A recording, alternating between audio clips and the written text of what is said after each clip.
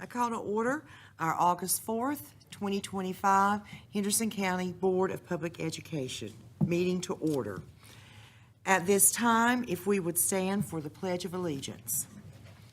Afterwards, I will ask you to remain standing for a moment of silent reflection and a few remarks. I pledge allegiance to the flag of the United States of America and to the republic for which it stands, one nation, under God, indivisible, with liberty and justice for all. Mr. Garrett. Thank you, Dr. Revis. Before we have our moment of silence, I wanted to share about some things that we need to keep our hearts and minds and think about some families in our community. Evadora Grace Jones was a student who passed away on July 8th, 2025 as a result of a car accident. Eva, as she was known, was a rising sixth grader at Rugby Middle School. She recently graduated from Glen C. Marlowe Elementary and was looking forward to attending rugby with her brother. She was a gifted student who adored animals, especially her dog Lucy, and dreamed of becoming a veterinarian like her granddaddy. She also loved music, golfing, tubing down the river, and arts and crafts, and as I went to her receiving on Friday, dance. She loved dance. So please keep that family close to your heart. Also, Jeffrey James Kinsey, Mr. Kinsey, passed away on July 17, 2025, surrounded by the love and support of his large family. Mr. Kinsey was a dedicated and beloved teacher for 15 years, touching the lives of so many lucky fourth graders who passed through his classroom at Glen C. Marlowe Elementary. He loved the outdoors and the environment, craved big adventures, and took great pride in his family and their genuine and deep love and respect for each other. The family plans to have a memorial for him here in town sometime in the fall. And then our own Mr. Robert Bridges passed away earlier today. Mr. Bridges has served as a member of the Board of Education since 2020, most recently as our vice chair. Before joining the board, he had a long, distinguished career as an HCPS educator. Mr. Bridges began his teaching career at Dana Elementary in 1968, moved to Rugby Junior High, then on to Flat Rock Junior High, and retired from East Henderson High School in 1998. During his 30 years with the district, Mr. Bridges was a teacher, counselor, and administrator. He was a fierce advocate for students and for public education. So that's a big loss that we have in our community with all three of these fine people, both from Glen Marlowe Elementary and also here at the district level with Mr. Bridges. So thank you for the opportunity to share that. And as we go to our moment of silence, I hope you'll keep those individuals and those three families in your thoughts and prayers.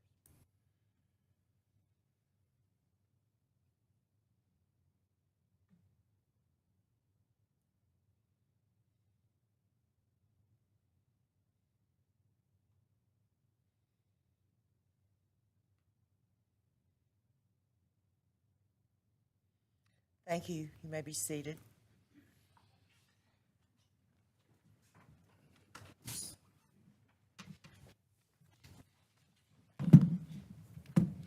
Board members, you have the agenda before you. I will take a motion to approve the agenda. I move we approve the agenda as presented. Is there a second? Second. All those in favor? Aye. Opposed, likewise? Thank you. And now we are to the program highlight. Starting the 25-26 school year strong. Okay. So we have two schools that are already in, but today was the first official day for teachers back. Most of them came back Friday, but I will tell you they have already been working and doing all kinds of amazing things. And all the pictures that you will see are current for this school year. So we actually started last week. We start with bringing our beginning teachers back and any teachers that are brand new to Henderson County. And the chamber hosts a breakfast for them, and then we get a quick meeting. And then most of them have professional development the rest of that day. Beginning teachers then also get to join Amy Dean, the behavior queen, as we call her, on Wednesday. And that focus on classroom management is about how to start the year off with great protocols in place for your classroom, making sure that kids know what the expectations are, which streamlines everything. And then Beginning teachers also worked on Thursday with some instructional planning. And right now, we have approximately 30 beginning teachers, but that number is changing every day, and it may have already gone up as we continue to hire folks. So you'll see some of the pictures from the chamber breakfast, and then these are pictures from professional development the rest of the week. You'll see they were thoroughly engaged. You'll see instructional coaches heading up that professional development, and lots of emphasis on collaboration and really getting to the heart of what the standard is so that they are ready to have good plans in place when they start with students next week. Of course, we always have to pull out our beginning teachers from the year-round schools. So we provide subs for them, and they're able to join in that work as well. The other thing I want to draw your attention to is we have a brand new student information system this year called Infinite Campus. It will be taking the place of Power School, but you'll hear us say NCSIS on a regular basis, which is North Carolina Student Information System. So that is a big emphasis of our professional development days that are starting this week. All of our teachers, except for Flex, who has already had it, will be trained in that. So I think elementary will have that training tomorrow. Middle and high school will have it on Wednesday. Data managers have already been doing lots of training, and they will continue registering students in that new program. But one of the things we want to make sure that our parents are aware of is that you will need to create a parent portal to access all kinds of information like schedules, grades, attendance records, the midterms, report cards. All of that will live in the portal, and you can create that without an email. And from my understanding, it's a whole lot easier to see on your phone now than it used to be. So we're really excited about this new program. If we have parents who don't create a parent portal or don't want to view a midterm or report card, they can always request paper copies, just like we've always done. But it'll be really easy for parents to be able to see now in that new program. And one of the things that, because we're switching over to this new program, one little caveat that we're having because of the timing is about FERPA. So FERPA, of course, is the Family Educational Rights and Privacy Act, and it allows parents to choose if they want their children's information shared through social media, like you know how we post pictures at schools. We never do pictures with names, anything like that, but our schools do like to post pictures. It also includes things like having their picture, class pictures, just random pictures from the classroom in the yearbook. So there will be a email that will be coming out for parents. They will need to make sure that they sign that and articulate to the school how they want that information shared. So just something to be looking out for. We want to make sure we get that information in. In the future years, it will be part of the beginning of year process. But this year, because of the transition, we're having to do it just a little bit differently. So something to look out for. And then if you want to know what is happening with all of our in-person trainings this week, you'll see all the different trainings that we have.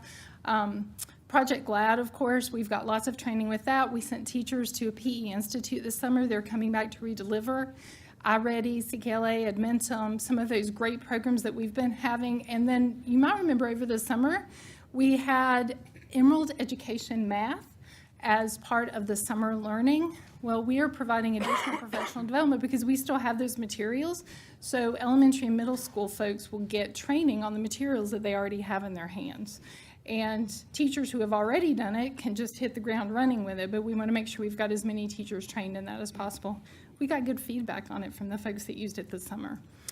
We've got training on artificial intelligence, which is the AI, building thinking classrooms, which is what we call vertical learning, which gets kids up and moving while they're learning. And then, of course, lots of training on standard course of study. You'll notice the STAR. We have brand new arts education standards this year. And then I just want to put this up here because I don't think a lot of people realize if you are a teacher in North Carolina, you have to do all this training too.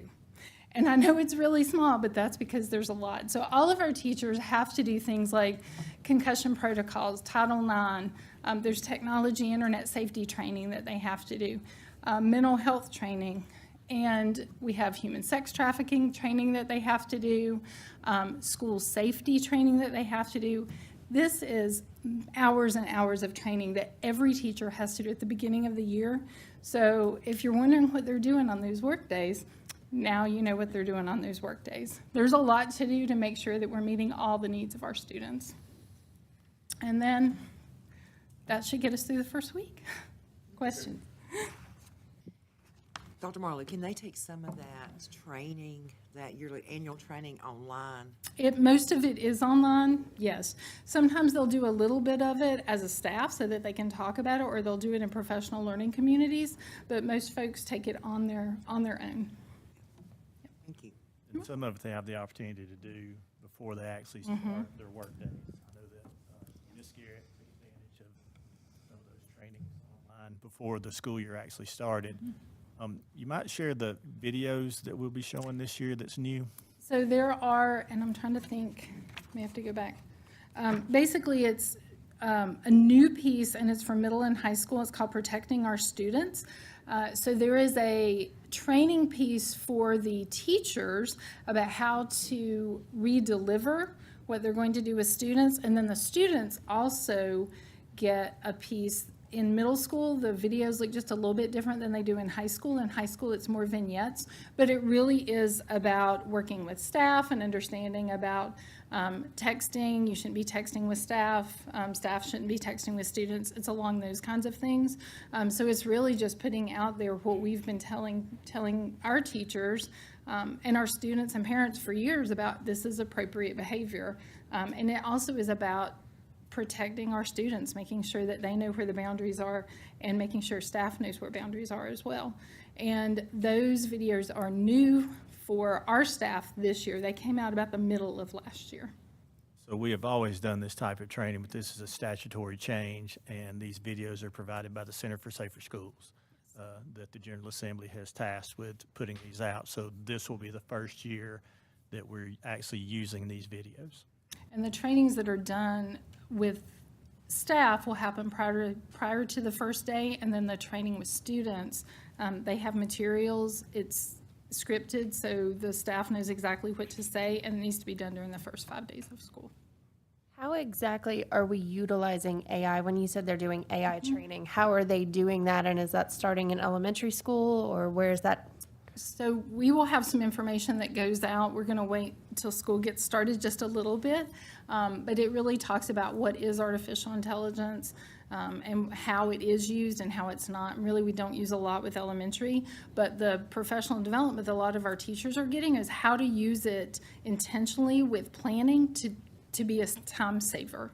And there are some really awesome ways that you can embed artificial intelligence into your planning, and then you go back, it takes some of the heavy lifting out, and you can actually then add in your own creativity as a teacher. So it doesn't take that away, it actually buys more time for teachers to be able to do that. And we want to make sure that our teachers understand, like, if they're using it the way it's intended, then that's a great way to build in time to do the things that they really want to do and hone their craft. Any other questions? All right, thank y'all. Thank you, Dr. Marlowe. All right, board members' observations. I was just going to say, first of all, with the passing of Mr. Bridges, just thank you to his family and to him for sharing him with Henderson County all these years. There's a verse in 1 Peter 4:10, and it talks about a servant's heart, and he truly was one, and he had a heart for people, and he had a heart for students, and it showed in everything that he did. So just a blessing to have been able to be a part of this with him and to know him. But the other part was, if you didn't get to see, Henderson County did a great job for not only through our schools and through, I know Dr. Marlowe was at Mills River yesterday at the park, and they were giving out school supplies, and just a huge thank you to all of the supporters across the county, from businesses to churches to our school district and administration, for giving out school supplies and resources and just providing fun opportunities over the last couple of days for our students across the district to get a good start to the school year. So thank you. Thank you. Anyone else? Well, I would just like to say that My heart is saddened with the passing of Mr. Bridges. I've known him since the early 90s and known him as quite the prankster when I first went to East Henderson, was the victim of several of his pranks. But as we reconnected in our service to the school board, I think you said it beautifully, Beth, he has a servant's heart. And the public was right spot on when they elected him to the Board of Education, because I don't know of another person who cared any more about our school system and the children and the staff of this school system than Mr. Bridges. And he struggled here at the end trying to keep going with his job. I spoke with him last week, and he was very concerned about being able to come into the board meeting. But I can promise each and every one of you that he had this school district's best interest at heart until he took his last breath this morning. Rest in peace, Robert. May I? Wow, this has been really tough today. I just, so he made me a cross. He loved to work in wood. And this has his name on it, and it's John 3:16. Mr. Bridges has taken his salvation. He's claimed heaven as his final destination, his home, and I couldn't be more happy for him. It's hard for the family, so I'd like to convey my deepest condolences to his family in the days ahead as life transitions for him, his family, and for us even. Thank you. I'll also just say a quick word, if that's okay. Just in honor of Mr. Bridges specifically. It's kind of hard, usually we're coming in this first meeting excited and raring to go for the new school year, and with a lot of heavy things within the district. And then, of course, today, it is a lot for us to kind of just move on and be excited for the school year when there's also these things. And so I just want to say that it was truly an honor and a privilege to know Mr. Bridges and get to know him and work beside him. And I learned a lot from him coming on as a brand new board member. He was so kind and welcoming, and he was just such a man of God and a family man, and he really just loved and cared, and he really was a servant. And he had a heart of gold, and they don't make him any better than him. And I just want to say to his family, thank you for letting us, sharing him with us in this district. I hope that they know how big of an impact that he had. And I really pray for his family during this time. And I just want to honor him and say that I truly enjoyed getting to know him. I'm not sure what else I could add that hasn't already been said, but one thing about Mr. Bridges that I loved is that guy showed up to everything. He was there with his suit on. He loved this district, and everything he did was all about, like he said, the kids, and he'll surely be missed. I asked Norma, his wife, earlier today, I said, do you think it would be disrespectful for us to go on with our opening meeting for the school year tonight? And she said, heavens no, Robert would not want it any other way. So here we are. Anyone else? Okay, we are ready for our public comments, and I'm going to call these out in the order in which they were received. And so we have, first of all, Sheila Clendenning. If you will make your way up, remember we have 3 minutes, and so we ask that you please stay within those 3 minutes. Welcome. Thank you. As you have heard before, I am a retired North Carolina educator in our public schools, and I served 31 years in the classroom. And I truly believe that public education is the cornerstone of our democracy, and I trust public schools. I trust public schools that in partnership with families and with the community, that we can help to prepare every child for success in our diverse and our interdependent world. And so it frustrates and it bewilders me that our Henderson County legislative delegates in Raleigh and in DC do not seem to share my trust in public education. I believe that if they did, they would not, for example, vote for hundreds of millions of dollars of public tax dollars to be siphoned to vouchers for private schools with absolutely zero accountability oversight, nor would they support the dismantling of the public Department of Education for the federal level.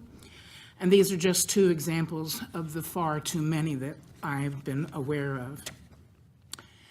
I urge you as individual board members and as a body to take every opportunity to communicate loudly to our elected officials that it is their job to support and to defend, not to sabotage our children's futures.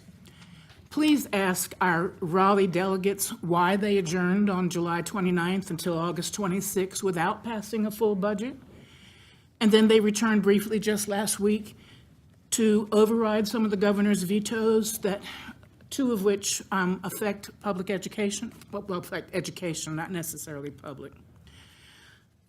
I further urge you as individuals and as a body to express appreciation to North Carolina Attorney General Jackson for his role in the nationwide suit that resulted in the release of $165 million that had been frozen by the current federal administration. In honor of Robert Bridges, I think that would be two wonderful things you could do. Reach out to those legislators. And I wish you and everyone involved in the Henderson County Public Schools a very productive and a very successful academic year. Thank you.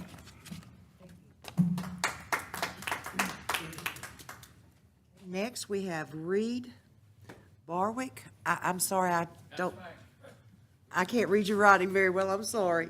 Sometimes I can't. Welcome. Thank you very much. My name is Reed Barwick. I live just down the road here. I have two grandchildren at Hendersonville Elementary School. My wife is a volunteer grandparent there, excuse me. She was also a teacher at Rugby Middle School a while ago.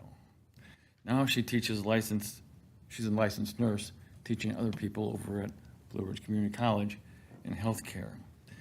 At your last public meeting, I listened closely to a difficult discussion about the school lunch program deficit. A decision was made, but it felt like we were kicking the can down the road again. The core issue hasn't been resolved, just postponed for another budget year. Before I continue, for the record, my two sons, now adults, attended a private school in downtown Orlando, K through, and then they graduated. We were not wealthy, and there wasn't public money for private schools in Florida then. This week, I received an email from our District 11 congressman reminding us of a new $1,700 federal tax credit that will go to families choosing private school in 2027 by donating it to a third-party CGO based on current private school enrollment of 1,086 children in our private schools with higher than 50 students per student body. In Henderson County, that could pull up to $1.8 million away from public education. The current school voucher program that we have is about, this year will be about $5.4 million already being divested through that program. Now let's layer in the Lucy with the football policy ongoing with the uncertainty about whether or not the approved state and federal funds you are counting on will arrive. Then consider the broader economic issues ahead, tariffs that are now translating into inflation on the grocery shelves, clothing, and other cost of living daily stress. That will affect everything in our schools from supplies to staffing. This reality is the board may be heading into a strong financial headwind. Not all of the money in our budget may be there when we need it for the planned programs that you have laid out. But more than that, I hope this board is willing to stand up and fight. Because if we want Henderson County Public Schools to be the best environment for learning, growing job skills and opportunity, we then need a clear-eyed idea of what's really at stake. We should be striving not just to maintain, which you are not, but Henderson County Public Schools should be leading and contributing to have North Carolina's rise in the national education rankings, and not watching our resources be siphoned off and not being invested in our best and most beloved community assets. Thank you, Mr. Borick. Thank you. Next, we have Cheryl Silvius.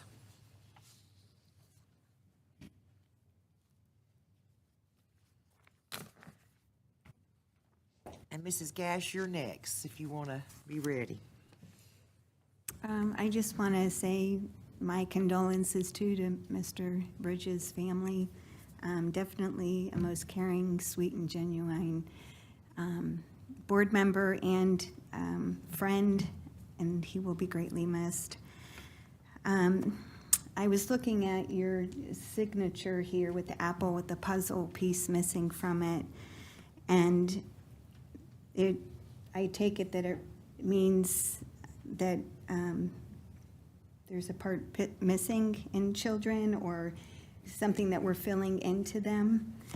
And I believe what we need to fill into our children is things that are good, honorable, healthy. And some of the things that are in the school system right now are not good, honorable, and healthy. And these are things that I had talked to you in the past about with inappropriate, pornographic, sexually explicit type books that are located in our media centers here. I know some that have been removed, but I still believe that we need to change the policy on how books are coming in and to allow greater resources to come in that are good and wholesome. Pornographic, I'm going to repeat this, material, it harms the view of sex in the minds of our youth. It harms their view of other people. It feeds loneliness and poor mental health. And it harms their brain. And so I believe that we need to make that a very strong precedent to work on to get those books out.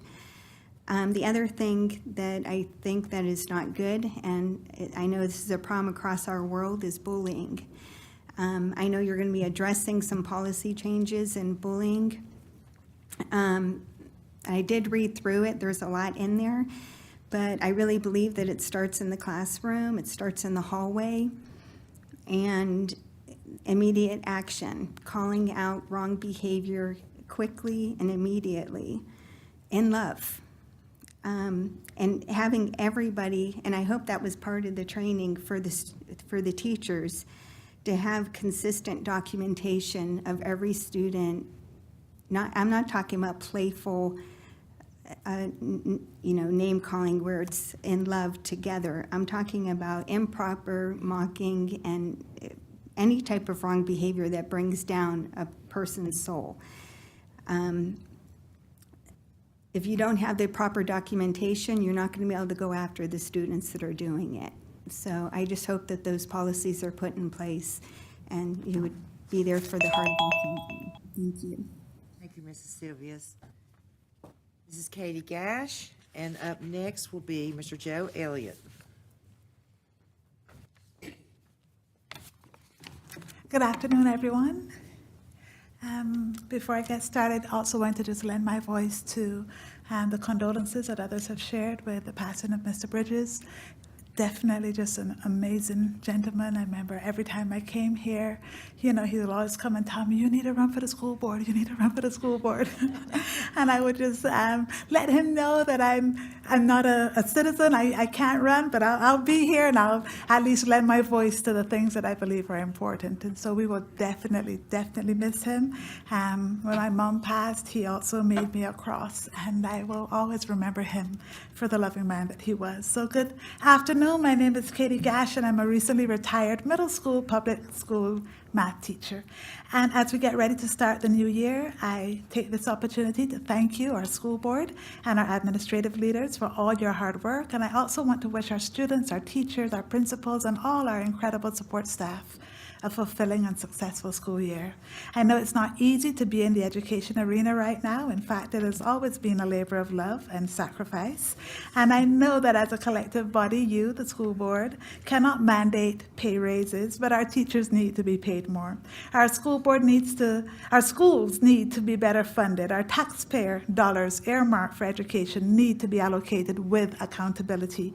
And we have a current administration at the highest level of government who is making it increasingly hard for local school systems to plan their budgets, to feed their students, to provide assistance for those with special needs, to pay their teachers as the professionals that they are, and quite frankly, to function efficiently and effectively. And I just appreciate that you continue to do the best that you can and to advocate in areas where we are not privy to.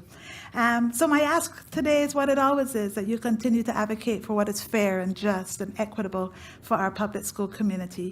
I was reading this book here most recently. I'm still going through it. It's called Change of Plans. And in this book, this lady, she's local, Wendy Morgan, she talks about losing her husband suddenly. And she says that she never realized the hurt of what it was like. And then she started to realize when people told her things that really hurt her, they thought they were encouraging her, but it hurt. And she said, you know, before I had lost my husband, I had said many of those things. But now that I'm actually in that position, oh my gosh, I'm now realizing how it feels.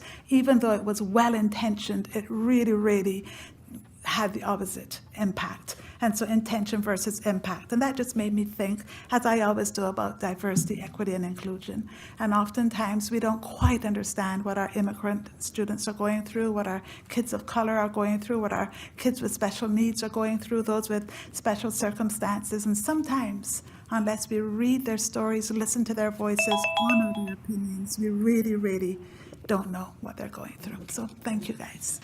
Thank you.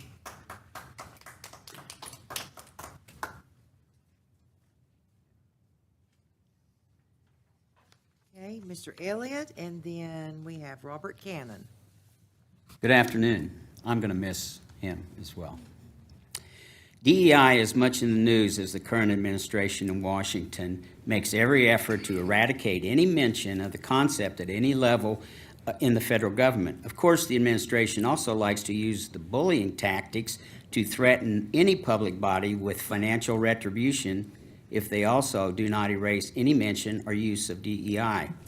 Yet the most puzzling aspect of the denunciation of DEI is that the justifications do not supply any kind of definition of DEI. I'm not sure how anyone can understand what needs to be removed from the governing documents or the operations of a school district or a university, for example, without some guidance. According to Wikipedia, DEI is an organizational framework that seeks to promote the fair treatment and full participation of all people, particularly groups who have historically been underrepresented or subject to discrimination based on identity or disability. DEI experts offer some examples of DEI initiatives that include implementing accessibility measures for people with disabilities, addressing gender pay inequity, and expanding recruitment practices among underrepresented demographics. DEI initiatives are intended to address and correct discriminatory policies or practices that may be found within an organization.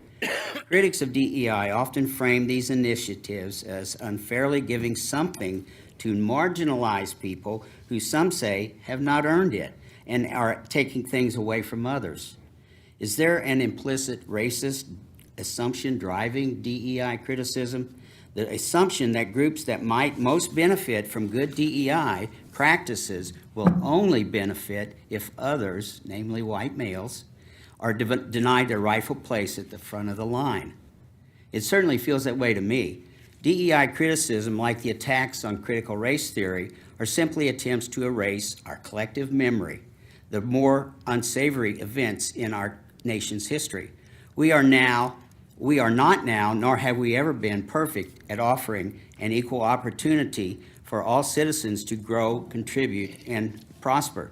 DEI is simply a means to ensure that more among us have that opportunity. It is an invitation for all to find their place. It is not a guarantee that all will succeed. Thank you.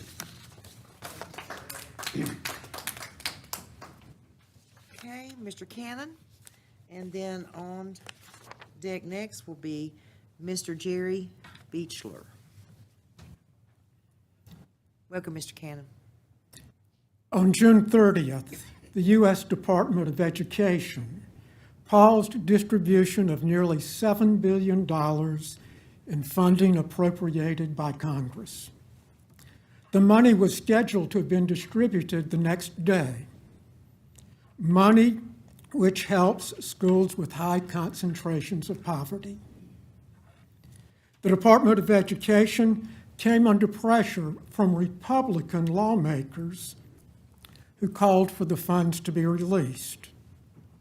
And on July 25th, the department finally announced that it would be releasing all the funds. That's good news. Amen. But before we declare that all's well that ends well, we should consider what we can learn from the incident. And one thing we can learn about that funding, which was first authorized, then frozen, and finally released, is that some of those funds are appropriated to Henderson County. The money comes to us. A report by the North Carolina Department of Public Instruction indicated that more than $1,750,000 was withheld from 4 Henderson County institutions. Nearly $1.3 million from Henderson County Public Schools, $400,000 from the Boys and Girls Club of Henderson County, and $53,000 from 2 charter schools.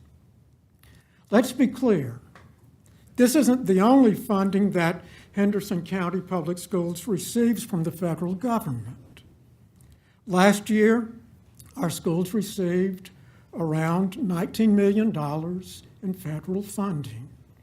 Withholding even a small percentage of that would put a significant strain on our school system. Members of the school board, many citizens are concerned. We know that our state and federal money provides more than 60% of the district's funding. That money helps our students and teachers. It contributes to our local economy. Henderson County benefits. We look to you for leadership. We want all the necessary funding to be provided. We want to work with you to protect and improve Henderson County Public Schools. Please lead us and let us know when you need us to contact our elected officials in Congress and the state legislature. Thank you. Thank you, Mr. Cannon. Next, Mr. Beechler, and then we have up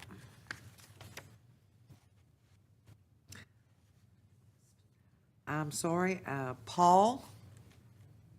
Welchbaum. Okay, thank you. Letchabaum. I'm just handing out something to reference. Basically, I'm new to the area, so it's the first school board meeting I've been at. But when I lived in Port St. Lucie, I was regularly attended school board meetings, almost every one. So I'd like to get involved here also.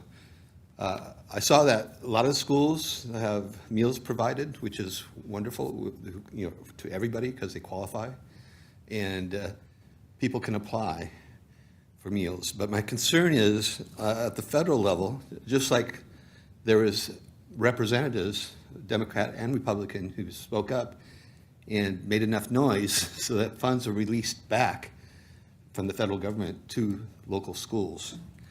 And when I say Republicans on this heading are spiking child hunger across the entire country, it could be, if it were Democrats, I would be holding their feet to the fire. Because the reality is there's 13.8 million children in this country at one point who are food insecure every year. And we need to consider the effects of that on their education, on their cognitive development, on their learning abilities. Healthy fats and nutrients are very important for nerve growth, for brain growth. In fact, Robert F. Kennedy Jr., he identified poor diet as a contributing factor to childhood chronic diseases such as obesity. Yet when the GOP-led Senate slashed $300 billion over 10 years, that's $30 billion a year, he said nothing. Now, Senator Adam Schiff, he offered an amendment that would have protected families with children under 12 years from losing SNAP. The vote went totally along party lines, with 53 Republican senators voting against the amendment and 47 Dems and independents voting yes. The increased cost of food is going to continue to go up. If we grab immigrants out of the fields, out of the meatpacking plants, in Florida, believe it or not, there's a lot of dairy. The only ones that will milk the cows 3 times a day, 7 days a week, are immigrant laborers. So a lot of these dairy farms are shutting down. So we're going to see increased food costs.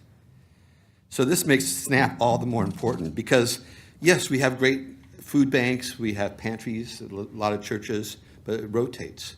And you have areas like, rural areas like Polk County, Rutherford County, well, people are isolated. A lot of people don't have traffic, and all you have is dollar stores for food. So this is really important issue. I would hope you and everybody here call the representatives, and maybe we can do the same thing as we did with federal funding for schools, reverse this. I mean, just half of the $45 billion yearly for ICE would fund SNAP, And I think that would be a much more appropriate use of money. Thank you. Thank you. Next, Mr. Paul Lechabaum, and last up on deck is Carol Cannon. Good afternoon. I have 2 small things, short things to bring up. First, regarding policy changes, it would increase the transparency of the process to have administrators and the board be very clear about which changes are going to be substantial. It's understood that many, if not most, of the policy changes, well, that they're all necessary, but that often it's pro forma revisions of phrasing, cross-references, deletion of redundancies and such like, whether that's identified locally by Henderson County Public Schools or required by North Carolina State Board of Education, are the things that get done. But some things are big. It would be useful for the public, therefore, for the monthly meeting agenda to highlight in advance changes that revise a policy's substance. It is often, of course, a judgment call about what constitutes significant changes to a policy's implementation and effects. But in these difficult, often chaotic times, it can be important, in fact, essential, to highlight consequential changes that, for instance, have been required by the federal government or by legislation passed by the North Carolina General Assembly. That's not just minor changes of statutes signed by the governor or coming into force when the General Assembly overrides a gubernatorial veto, or perhaps even legislation that gets passed by the Board of Commissioners. Second, briefly, I invite everyone here at this meeting and those viewing by streaming to come to the Progressive Alliance of Henderson County's Postcard Party and Social Time on Friday, August 15th, 4:30 to 6 p.m. at Trailside Brewing alongside our marvelous new Acosta Trail. Our topic is supporting public education, our topic on that date, in North Carolina, telling local, state, and national legislators to defend, support, and strengthen public education. We're looking forward to seeing you there. Thank you for this opportunity. Thank you. Carol, Last but not least. Good afternoon. Like you, I miss our beloved brother, Robert Bridges. I can remember being at a public event, and him coming out and seeking to speak to me. That made an impression of how he cares about all citizens, and I will miss that concern. But I noticed recently, and I'm going to talk faster because I just said that. I noticed recently that your formal title is the Henderson County Board of Public Education. And it's noteworthy, there are two Latin roots for that word education: educare and educere. And educare means to train, to mold.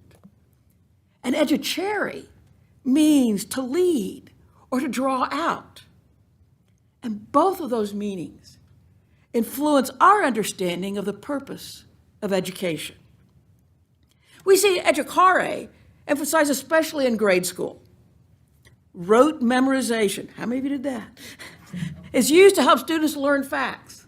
The multiplication tables, important dates like July 4th, 1776, the difference between plants and animals.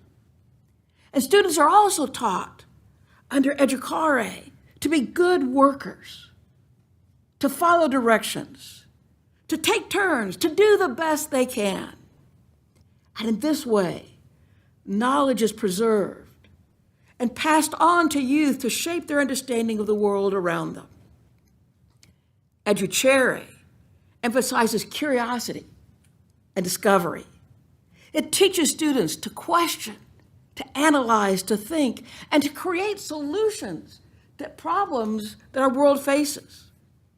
The emphasis in English classes is communication, not just the rules of grammar.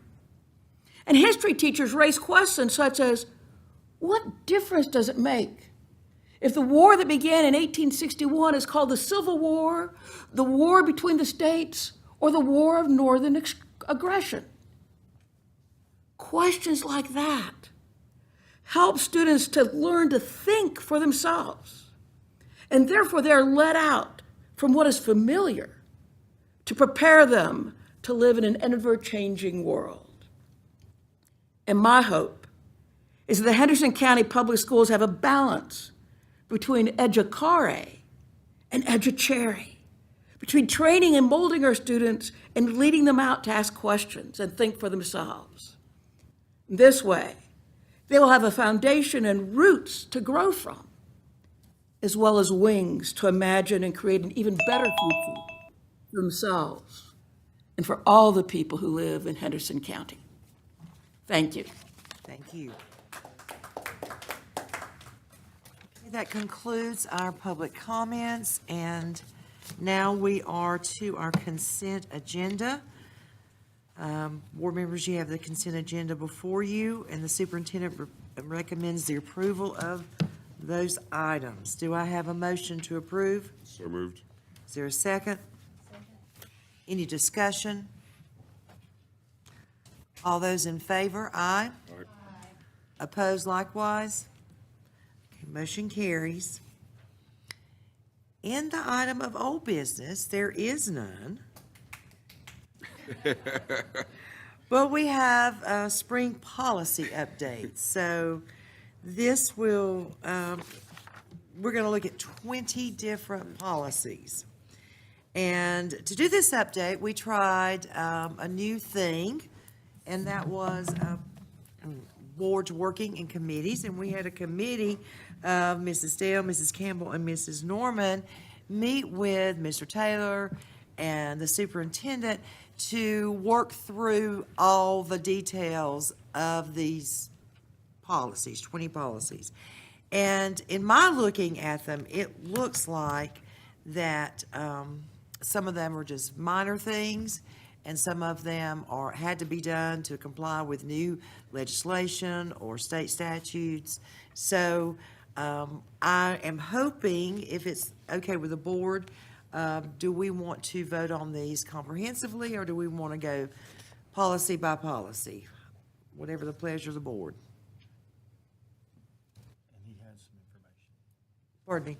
Mr. Taylor has some And information. Mr. Taylor has some before y'all do that. information. Okay. Yes, thank you, Dr. Revis. As you mentioned, the committee did meet July 7th to go through each of these policies one by one. Spent a good amount of time talking about them. In terms of the policies, really, there's 6 of them that have a common theme of addressing Title IX changes and updates that are connect with that. One of those policies being Policy 1726. As you all know, we pretty much always take the School Board Association policies, present those as they send them to us, and go from there. But 1726, the one that is attached here, is one that actually comes directly from Campbell-Shatley. They have some suggested revisions to the School Board Association policy that I think are worth looking at as a collective group, and giving Ms. Lopez an opportunity to explain from the Campbell-Shatley side why they suggest some changes that are different from the School Board Association. Their changes show up on page 10 and relate to the appeal process, where the School Board Association starts that process by saying that a students have a right to request a hearing. But in some ways that becomes redundant because, one, we as a school system, especially when we think about long-term suspension hearings, students get those. They don't have to request them. We automatically grant that opportunity. But as the policy goes on, it also talks about how students have an opportunity for a hearing before the board as well. So it becomes a duplicate step in the process. And so I'll let Ms. Lopez add to that and correct anything that I said incorrectly, of course. The changes to Policy 1726 were primarily to go back to the Title IX regulations of 2020. As you may be aware, in 2024, that administration enacted some regulations, but in January of 2025, those were vacated by the federal court. So we're going back to what was in place in 2020. So this was a recommendation that was made by Campbell-Shatley in 2020 with those regulations. And basically it is, there is a hearing process that offers a hearing that is not required, and it is a redundant hearing. So after the investigative process of a Title IX investigation, a student, either student involved, if it's a student-on-student complaint, either student may request a hearing before the board, but that's before the superintendent looks at it and makes a recommendation, and that decision is also appealable to the board. So to streamline that process for school systems, our firm recommended back in 2020 that you eliminate that process so that there is just one hearing that goes to the board. So. And for clarity, you as a board never changed from your 2020 Title IX regulations, so we never made that adjustment. So the Title IX we've operated off of has been the one that's been in place since 2020. And anytime we have a Title IX piece, we take that as an individual complaint anyway, so we don't blanket categorize anything. We look at them individually, and we'll continue to do so. Works for me. Then the only other one to highlight to make sure that you did notice as you went through them is Policy 7232. That policy is being recommended to be rescinded, as the information in that policy is covered in Policy 1710, 4020, 7230. So I just want to make sure that that was caught as well as you look through those. Say that again, please. Policy 7232. Yep. Is being recommended to be rescinded because the information that is within that policy is covered in Policy 1710, 4020, 7230. Okay.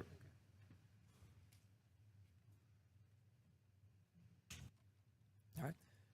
I don't know if Ms. Campbell, Ms. Norman, or Ms. Dell have anything that you would like to add to from our conversation early July. Well, I think it was very informative, and there was a lot of questions. It was like an education and an education, sorry. It was very informative, and I really appreciate the time and the input, and I'm very grateful for Campbell and Shatley putting this one together. There's just a few, aside from the recommended and requirements, for general statutes, I appreciate what the gentleman had said, general statutes coming down from the federal or North Carolina state. It's actually not a bad idea to highlight those. There was just a few that we had a few questions about, but overall, there's not really any that I had any particular concerns with. So yeah, my only question was from the committee, did you guys change anything that was directly affected from, or approved from the board, and then again by Campbell Shatley? We didn't, the one that we just talked about with all that wording with the hearing, we kind of dug really deep into that one, and they were able to answer questions, but that was why we had kind of said, this one specifically, we should present and have her talk about it so that we understand it, because it was, at first, we were like, well, don't we need that? But they were, both Mr. Taylor and Mr. Garrett were very, very good about answering every question we had and really digging into each one. When we say we spent time, this was hours upon hours upon hours of digging in. And they have done their homework, and we had done our best to do our homework, and I appreciate both of you and all the work that you put into having everything ready for us. So I don't think we changed anything. Yeah, just answering the questions we had about it and understanding what they were. The parental bill of rights, the opt-in, opt-out, that's really necessary for parents to actually be aware of that, and sending it out annually is very helpful. So basically, it's just parents being well informed of what are in the policies and their rights as a parent to opt in and opt out of certain things. Actually, there's not any that gave me any kind of like a stumble with them, so thank you. Outside of the one we just went over, everything was as per, we recommend what the initial recommendation was. There was nothing different. Yeah, some of the terminology, such as federally protected, and then, of course, DNA is in there in some of the policies, and you just have to kind of like weed through it. That was interesting. One of my questions, and if I may ask this, I know on our website, we adhere to the 1972, yes, and then we've moved forward just a little bit to the 1920. But it's I mean, it's all federally grafted, federally established. So, you know, it's just learning the guidelines. And so, like I say, when I say it's an education, it was an education. So, that's pretty much all I can say. Well, I appreciate you three board members spending your time and going through these piece by piece, and Mr. Garrett and Mr. Taylor getting things ready, and our legal counsel. Does anybody have any more questions or comments? Then I will take a motion that we approve the changes in the policies listed 1 through 20. I'm not gonna, that's an easier way to reference those policies. Do I have a motion? So moved. Is there a second? Second. Any more discussion? All those in favor, aye. Aye. Opposed likewise. All policies have been corrected. Thank you, Mr. Taylor. Thank you very much. And thank you, board members. Okay, next on our agenda is a discussion on instrument funding report. Can I ask a quick question before we go there? I know someone just asked about how we link the policies Yeah. for revision on our website. When does that actually get done? Like these new policies we just Yeah. passed. Like, when we're putting the agenda out there, okay, there's two questions. When we're putting the agenda out there, I know when we get them linked to read them over, but when does the public get to read those over? Usually around the Wednesday prior to the board meeting is when that. So they're linked at the same time, Yes. essentially? Yes, they're, On like the agenda? On the public agenda. Public agenda. Okay, and then we re-update those policies when? On the website? I'll contact our representative with School Board Association, usually by the end of the next day, and then she has them up by the following business day. So a couple days after the board meeting is when those will be updated. And I had a question about that too, and I was having an issue not being able to see what the revisions were going to be. This is going back a year and a half ago. Now, of course, I'm getting them as a board member now, so I'm seeing in red what the revisions are going to be. Can the public see that? Did you guys change that? You did? Okay. Okay, so it's the same thing, which is nice, because They can figure out how the system works, and once we did, it was fine. Yeah, that's the next thing, is that the policies, it's always been kind of a funky link on the website to actually dig into them. And I've always said we need to just Yeah. put another policy tab up at the Yeah. top instead of burying it between, I think it's under board and then, It's a couple of different places. Yeah. One under board, the drop down, there's one under parents on the drop down. and I know that's a lot of work, and we've talked about this in the past, Grant.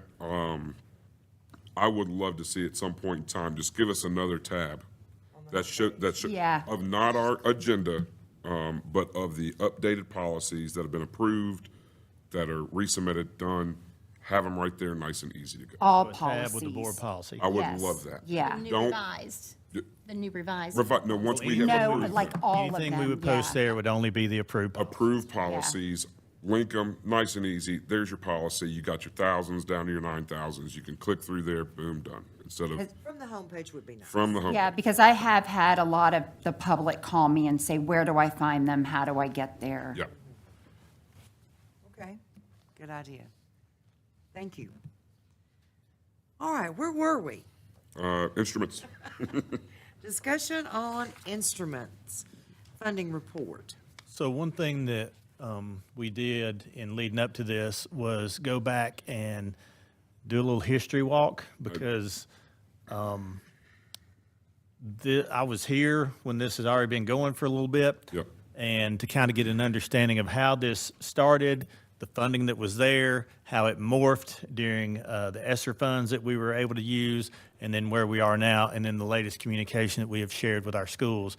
So I've asked Dr. Marlowe to take us through this process. Appreciate her and several people working together to fill this timeline, including finance. So what you're going to hear today is where you started and where we are, and then that way that'll give you the opportunity to advise us as to what you would love to see moving forward as far as the affordability that we have in our budget. So if you'll give us a chance to start here before you start your discussion, it may help the discussion, because I know the board is different than it was when this was first implemented. So thank you, Dr. Marlowe. So we tried to add several years on there, so I will tell you, you start at the bottom and then you go up, because there's a lot of text on there, so bottom, up, down, up. So, Follow the dots. yep, follow the dots. So, we started with the 2019-2020 school year, because it appears that was the first year that there was any funding that was placed in the capital budget for instrument replacement. And really, that started with an amount of $40,000 that best we could find in the budget line looked like it had been placed in there specifically for instrument replacement. However, that $40,000 did not make it into the final budget, because it appears that there was a West Sewer project that took precedence that year. So things like that happen. So move up to the 2020-2021 school year, and we're still looking at capital budget at that point. So there was a board discussion, and we went back and we looked at some things, budget lines.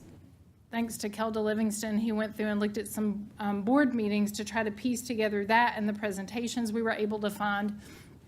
It looks like there was a big board discussion regarding replacement of band and strings instruments and the age of the existing instruments that we had, and making sure that there was a plan for how to get caught up and put newer and up-to-date instruments in the hands of our kids. So a budget line of $90,000 was added to capital funding. And then I'm going to jump ahead just a little bit, because this was the funding model that was shared with principals based on the presentations we were able to find. And this actual model was used for the next several years. So it started with base allocations at middle and high schools. Either one, whatever. And then a per student allocation as well, based on the number of students that they had in their programs. And that all came down to that 90,000. And I haven't had to use the back button yet. Okay. So that was 2020, 2021. And that, like I said, as we started thinking about capital budget, that was placed in there, that 90,000. The next year, 21, 22, that 90,000 was still there. That same model was still used. But this year we added ESSER funds to the game. So the ESSER budget that year, part of the board discussion at that point was about making sure that we were removing barriers for students. And that is where the conversation about let's make sure that any child that wants to participate in strings or in band has the opportunity to do so by putting instruments in their hands in 6th grade so they could decide, is this something that I want to do? So that actually stretches over 2 fiscal years. That first year, $54,000 out of the ESSER budget was used to start pushing forward and purchasing some of those 6th grade instruments.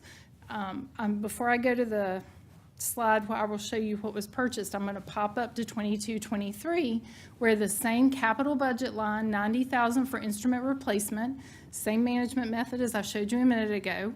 That was still in place, but the ESSER budget that year, we spent an additional $100,000. So that plus the 54 from the previous fiscal year.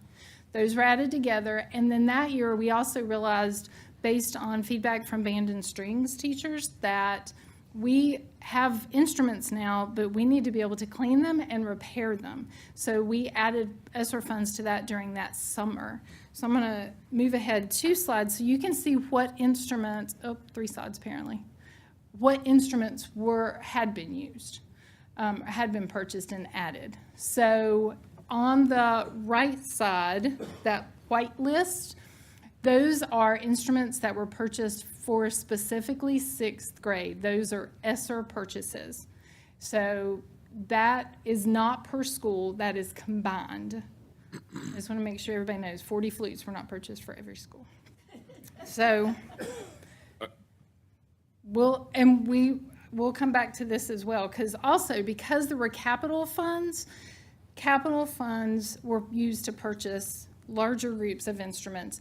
And those are the ones, so the 6th grade instruments are the ones in the white, but the ones that are in the red and blue, those were things that have been purchased over the last several years to make sure that we have extra instruments in every school, so that if there's a child who, for whatever reason, is not able to rent, or because it's too big and they need one at home and one at school, those are the instruments that have been purchased over the last several years to make sure kids have instruments in their hands, whether they just don't have the means to be able to rent, or if, again, like I said, it's too big to carry back and forth to school.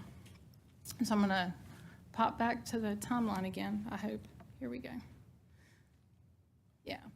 So at that point, we had a full set of 6th grade instruments for everybody. If you go down to 23-24, again, the 90,000 was still in the capital budget at that point, and that was for instrument replacement. And that's all those instruments that have been placed in schools to be able to use when there's a need. And then also the ESSER budget that year, that was the year the ESSER budget came to an end. So before it was done in September, we were able to spend about $13,000 out of that on contracted services for cleaning and repairs of the instruments that you saw on the other page. So that could be for any of those instruments. Last school year, there was not a capital budget line because we had that conversation about the problem with things being in capital budgets. We could buy stuff, but we couldn't clean and we couldn't repair. So you heard the band and strings teachers, and were able to provide them with the flexibility by moving those funds from capital to operational. So that was also the year, though, that we were not fully funded, and so we were able to take $50,000 to put toward the cleaning and repair cost for schools. And that was a cut from what they had in capital budget, but they hadn't been they just didn't have the same needs in terms of instruments that they had. And then the ESSER budget that year, like I said, we used the very last of those funds and were able to do some contracted services for cleaning and repair.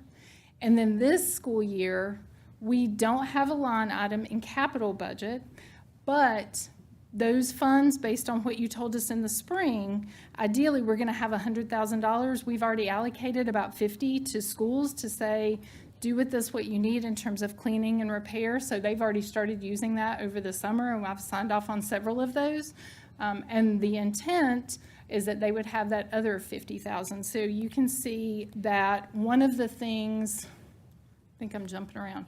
This was part of an email that I sent to our arts teachers so that they could make sure that they knew they were getting funds and to go ahead and start pulling the instruments that either needed repairs or needed to be cleaned for the summer. So they were able to pull together the instruments they needed and start working with the companies. We have a contract with one already, and they were able to either use that or they could use something if they had a preference. So, and we tried to highlight what we heard from you in the spring as priorities, which was maintenance, cleaning and repair to keep the instruments in working order, which is all those sixth grade instruments and any of the additional instruments that they had purchased that our kids use. Purchase of essential components needed for instrument use, and those are things we couldn't do with capital budgets.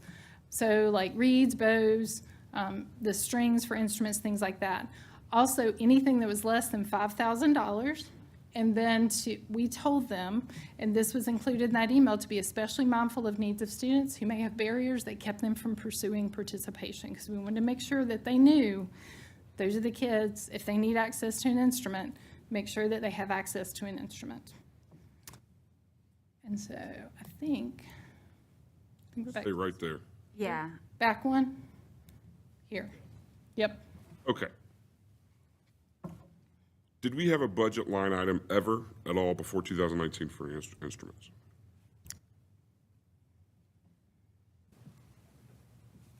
In the school allotments that we distribute out to them, one of the funding formulas that goes out to the school did include a small amount for instruments, maybe $4,000, $5,000 a year tops. And what were those dollars used for at that particular time before we started this program? Cleaning and? Right. That was what. Yeah, they would, yeah, I don't know specifically what they do. It was part of their allotment. They could do whichever. So I just want to say I was a part of these conversations, and it has clearly morphed from what the initial intent was to be. When I gave this speech about not being able to participate in sixth grade band because my mom couldn't afford the saxophone, they said how much it was a month, and yada, yada, yada, didn't want any kid to feel that way, right? And what it seems to have morphed into is here, get what you want. And you can see on the list things like, xylophones and listen, these are great instruments, right? Baritone, saxophone, all that.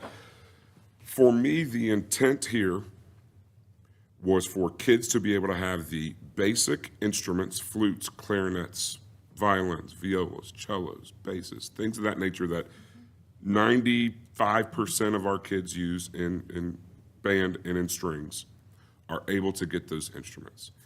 And it feels like it has become more of a, is that me? Oh. We've gotten away from that. And it seems we've gotten away from that without our input. Can I ask a question? Please. What was the intent of the original 90,000 that was placed in capital? Everything over there in that white box. We were buying instruments for sixth graders to start to have we were going to build as many instruments as we can to be able, because we started the program sending our middle schoolers over to the elementary schools to let them try the different reeds and to play a little cello and do the whole thing to figure it out. And then we were going to buy, no, not synthesizers, not PA, no, that was not the intent of the dollars ever. What was the intent then? Well, And then it was brought to us. The only other thing was, hey, we need a couple bucks to clean these things. Awesome. Okay, clean them. And then it became a little bit more difficult because capital is always that thing that every year we got to put a line item in there. We've got to go and get it approved. And so let's move it out of capital into local so we can have more control over the dollars. We can do whatever we need to with it. But it seems to be that whatever we need to lost the original intent. So, hold on, let me go back. Somewhere in here is what I found. So this was 2021, 2022, the equity and arts proposal was to a class set of instruments for each sixth grade band and sixth grade orchestra program. Remove the barrier of the cost for rental, remove the barrier of parents' reluctance to rent an instrument, which added other instruments to other grades, and then allowing for school-owned instruments to be used in 7th through 12th for kids who didn't need it. So this was both, and this was what was sent, and that was... But that is not a PA system. Right. And that's what's frustrating me. Okay. Well, and as a That mom, is not a PA system. And I think the last bullet probably has gotten lost somewhere. Yeah, I agree. Because even in the letter, you know, it says you will need to purchase an instrument for your child by their 7th grade year. And I think our intention was that, again, these instruments are there, and if there is a family, a child in need, they can be accessed a little more discreetly or a little more easily. And, you know, when families get this letter with that on it, you know, my concern is they're going to think, well, you know, they give them a free one in 6th grade and then they pull the rug out from under them. I'm not going to do that to my child. And we don't want to do that to children. well, and as a mom who just went through at the end of the year one of these meetings for rising 7th graders, and you're sitting in a band room and we're talking about how amazing these students were and how incredible 6th grade was, and now we're moving to 7th grade, and we're, okay, let them come out here and try these instruments, and you have invited this company in who is presenting rising 7th grade students with $4,000 flutes. That this is the top of the line, and all these kids are standing here in this gym trying out these $3,000 and $4,000 instruments, and their little eyes are this big, and parents are sitting here going, okay, well, what are we doing now? And it's, oh, well, you can rent them but if you really want them to succeed, if they want to go to marching band, they need this kind, and, oh, but we can't take that one out in the rain, and there's a lot when it comes to that, and I'm with you. I mean, we've got PA systems and digital mixers and all kinds of stuff on here, and the reality of what middle school and high school band and orchestra is to help build a love for the arts, to build these programs, to give kids who are not athletes another area that they can succeed and enjoy and love, and here we are presenting them with $4,000 flutes that are not achievable. Let me say, this is a reason I think that, well, I'm gonna say, I'm trying to be measured here. Try. In the capital budget, we have more control because we are sitting here and we're talking about it, and we're debating, we're looking at that $1.5 million, and we're putting in a lot of effort. A lot of times, and I'm not saying all the time, when things go into local current expense, they get lost after that year. And what I mean by lost is that there is discretion that is being taken by people other than the people that voted for it. And that's the way that I feel that these dollars have been spent. And this was not ever the intent for those dollars when we started this. I'm wondering because we did meet with Band and Strings, and I don't know, but they were very adamant that they needed funds, the flexibility, and I think that's where they felt constricted, because when it's in capital, they can't clean. And there's a part of me that wonders if maybe they just started buying stuff because that's all they could do out of it. Well, I hear you. But buy more of those. Then you don't have 7th graders that need to spend $47 a month to rent a cello, or they're trying to get the flutes or the whatever. It was never meant for a xylophone. So, No, there was never any money in Western North Carolina that I knew of that any other school system gives funds to their band program like this. Nobody.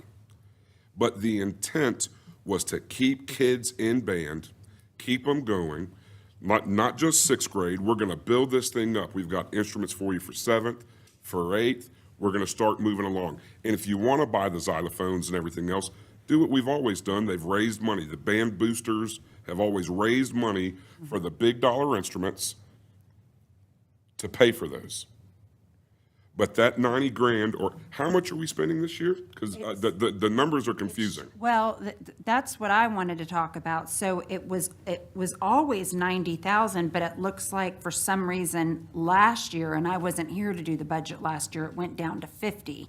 And then this year, it's also 50. It's not the 90 that originally that it was. I'm pretty sure it's because you said the exact same thing at the meeting and said, we're not spending it on this. So I think if I'm remembering correctly, I think the discussion was we need enough to replace the But you said base level 100. ones.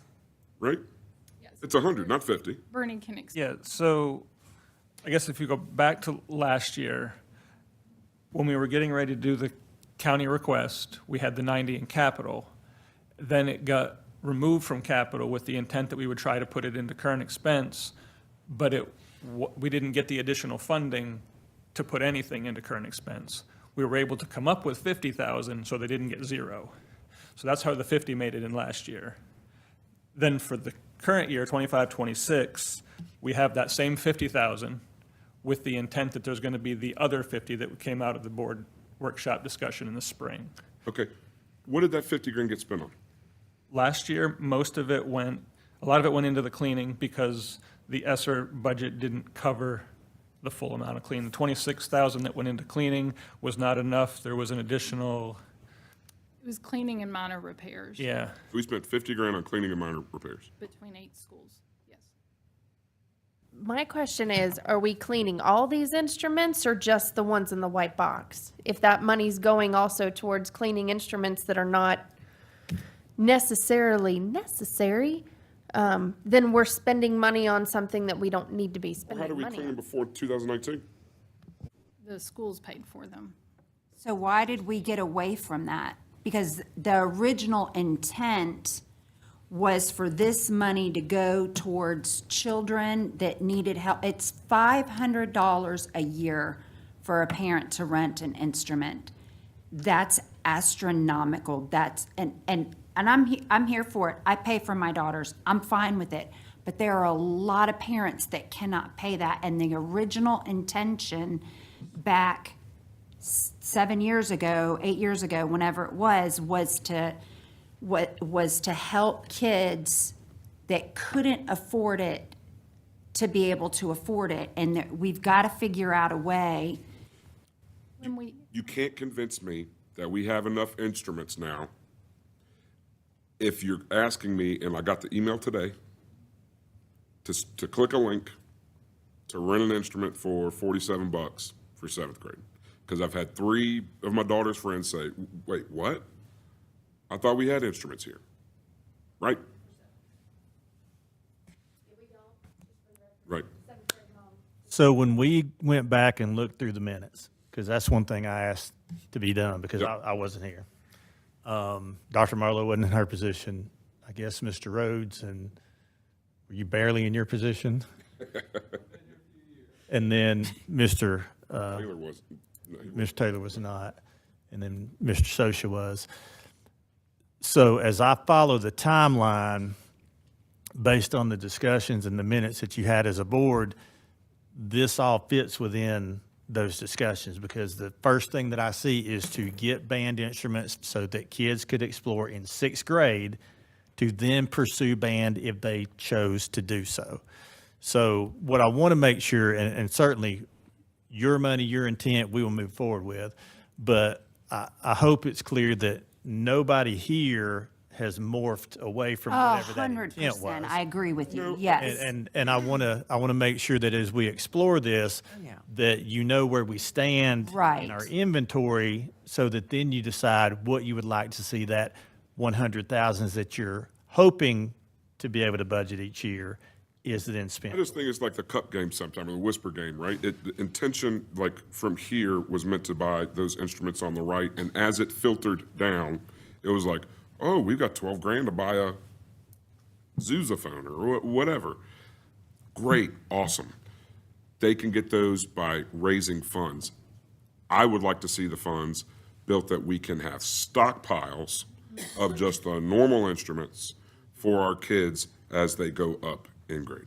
One of the concerns from the band and strings teachers, and I can understand this, as we've added all of these new instruments, including the ones that were purchased for sixth grade, the funds that they had available at the schools are much thinner. They don't have the funds to be able to cover all of those now, which is why the costs to do minor repairs and cleaning have gone up. So That was their concern. But one of the benefits that you do have is that you have now gotten to where your big ticket items are not from the 70s and 80s, which is another piece that was in those old minutes that we looked at. Yeah, we did talk about So that. there is an opportunity to say, we take this funding and move it to an additional vision, or to get back to what you all would like to see, and then let the schools know forthwith, these big timpanis and all this stuff is yours to manage, whether that's a sousaphone or a xylophone or whatever, that if you would like to then say, we have fulfilled this piece and we are in good shape here, and I feel like we are, as you look at the district, on those items that you need to run your band programs. These are not unnecessary items, but they're just items that you need to run, is that then we take that white box and begin building that inventory. Yes. And Mr. Rhodes, I know you were around for a lot of the discussions in the leadership side of it that I was not, so. Let me just say this. Everybody is right partially about all this. Right. And what I mean by that is, when we went back and started looking, trying to remember, because it is hard to remember, because I kept trying to go back, because everyone what we've talked about is ultimately true. The capital money, when we first got into this, it was really about getting caught up, because we were like big ticket items, like the things that were going to be $10,000 or $15,000. One of the things that Dr. Bryant had talked about when he was in Mr. Taylor's position, when Mr. Caldwell was still here, was the fact that those schools could never afford that. And we were using band instruments from the 70s. And you as a board recognized that we needed to make a difference in that. And initially, it was about getting caught up on all those things that our bands had been doing without for years. And then COVID came in. And when COVID came in, it gave us an opportunity. You as a board really started seeing the need to be able to allow sixth graders the opportunity to make sure that they had those funds available. And what I believe is really happened, I think, is what Mr. Garrett has said. When those $90,000 each year, when things got caught up, then it becomes like, what are you going to spend that on in each one of those schools, right? Because, again, I think we're at a place where those areas are caught up. And now those dollars, if you as the board want to repurpose those things, then we have the opportunity to carry out that secondary vision, right? Initially, a lot of those discussions revolved around getting a classroom set, because, just for example, if we have 700 middle schoolers and you have, a per grade level, we were running about 900 per grade level, it would be difficult to be able to purchase all those at one time. But being able to start that and piece it together was something that you as a board, going back and watching some of the videos and going back and watching and reading the minutes, a lot of that began to come really back together. So, I think everybody in this equation is exactly right. And I think right now is like, we've got some money. It's like Mr. Garrett said, it's like, how do we want to, you as a board, repurpose that for us to be able to meet the needs of students? I want to take the burden off of parents as much as possible. Period. That is goal number one.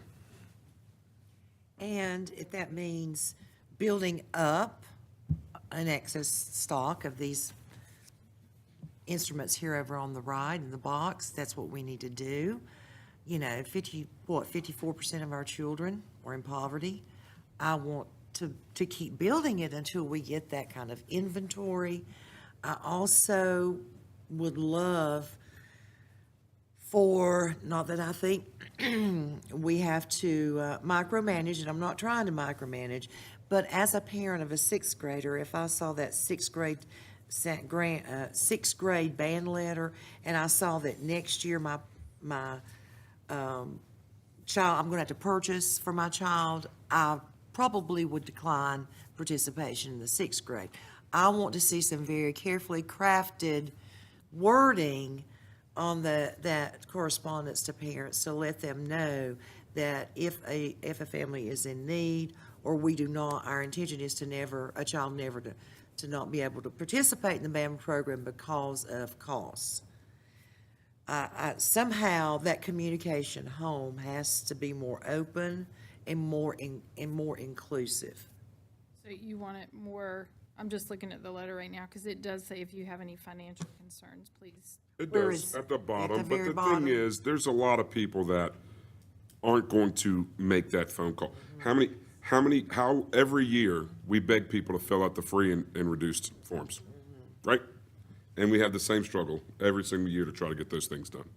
This is the same way. I'm embarrassed that I don't have the $47 a month. I'm just gonna tell my daughter, we can't do it, it's not gonna work this year, you're taking Spanish. So one of the things I did, because I knew that that would be a concern, I did ask how, in our middle schools, I did ask a couple of our administrators how their directors ask, and the thing in middle school, it's a little harder, because sometimes they drop out because they've decided they want to do sports, or they just choose something else, or my best friend is not doing this. And Or so their I- parents finally relent and let them quit band. Right. Or strings.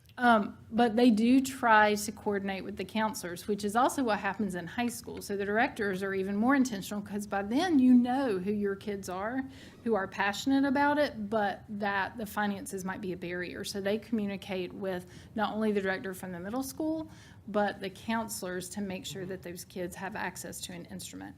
Like I said, seventh grade sometimes is a little bit harder, but if they're working with their kids and they know them, then they can make that available for them.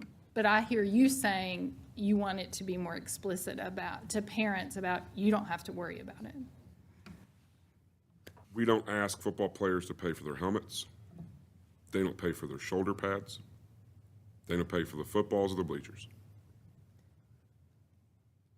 I would love, and I know this isn't something that's going to happen tomorrow in 10 years, but I would love for every student that wants to walk in there to play, hey, I want to play a saxophone this year. There's a saxophone for them to play. Now, I think that's a goal. that is, it's aspirational, right? So that's what I would love to see. How do we make that happen? Well, that's a little bit tougher conversation, right? So we've got $100,000. How can we best use it to help our parents, especially going from that sixth grade to seventh grade year, when they're starting to they get that bill? How do we keep them involved in the best way possible? So the intent that I'm hearing you share, and I'll let the other board members weigh in, is that you want to more pinpoint this money toward the individual instruments that kids use. Because it seems to me, and maybe I'm wrong, we've kind of covered sixth grade right now, right? We've got the We have instruments to sixth cover grade. sixth grade. We do. So, and there's another question. Are we sharing, I know that there's mouthpieces on, trumpets and trombones, but you can take this off. Are we sharing any instruments across grade levels? No, the sixth grade ones are specifically for sixth Okay. grade. All those others are the ones that they may share between seventh and eighth or in high school. The problem that you would have with that is going to be concert night. What was sharing? Yeah. And that's what I thought of. Yeah, sure. So then you build out those Yeah. instruments. And I would agree with Mr. Craven. I would like to see us, we've accomplished a goal for sixth graders. We know what we want to see, so let's move on to our next grade level. Because I can tell you, from watching those parents' faces in that gym, and these kids are looking at these silver and gold instruments that are top of the line, and that's what they've been shown. I'm not trying to buy those. But that's what they're shown. Like, this is what, and, you know, the parents are given these price tags of, oh, this is affordable. No, this is not affordable. So I would love to see us move forward to focusing on 7th grade. To your point with that, can that vendor, could you change the vendor? Because that sounds like a real setup for parents, quite frankly. I think they're all the same, and I didn't see that. So the link that I clicked on today, you click on the link, you can go, if you want a half-size cello, a three-quarter size cello, or a 4/4. I don't even know which one you get, by the way. And it's $47 a month, but you have an introductory price of $30 for the first month, or whatever the case may be. Let's just build out our normal instruments for 7th grade. How long did it take, did you guys come across for us to buy for all of 6th grade? Was that done in 1 year? So that's where we had those ESSER funds that you directed specifically to do those. Oh, I see that 22, So remember, was the 100,000. original piece of this was in capital. And then we used the ESSER chunk to then really pump into that 6th grade coming out of the pandemic, coming out of the remote learning, so that those kids could come in and get involved, because we know engaged kids do much, much better. So a question as we sort of hone in here on moving forward is, do you want to hit 7th grade next? Yes. And fill 7th and then go to 8th, so that they have 2 years at least without considering? And I think once a kid's in band for a year, 2 years, 3 years, they know if they want to do it or not, right? And then by the time they get to high school, you know you have your band kids or you don't, right? It's you've got it done by then. But let's not stop them at that 7th grade year with all of a sudden it's a dollar issue. And I know we put a little bullet point at the bottom of that email that if you need something, no. Let's take care of it. If we're going to spend this money, let's spend it there. Do you want any of those funds that out of the, well, we've already spent part of that on cleaning for this year. But moving forward, is that a concern, or do you want it all on instruments? You know, the thing is this, is that when the cleaning thing came up a couple years after we started this, I was like, okay, that makes sense. But it seems like we're spending a heck of a lot more money now on cleaning. I mean, and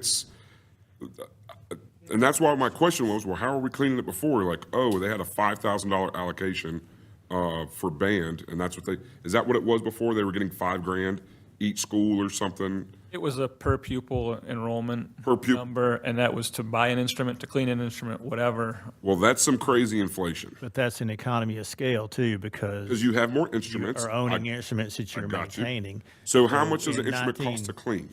In 1985, none of this was provided, or 1995, or even 2015. Well, tell me about a violin. Okay. How much does it cost to clean a violin? Does anybody know? Strings, actually, There's nothing. teachers prefer.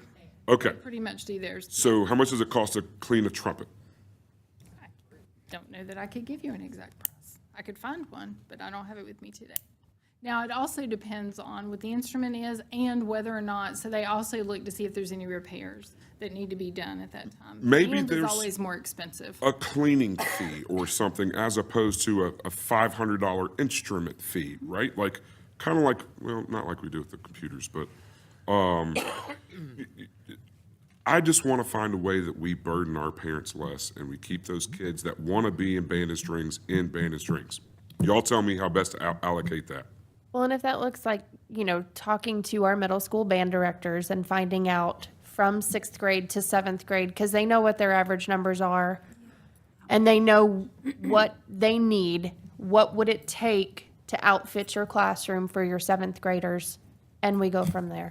If you could just maybe come back with a plan of how to accomplish what we've talked about. And again,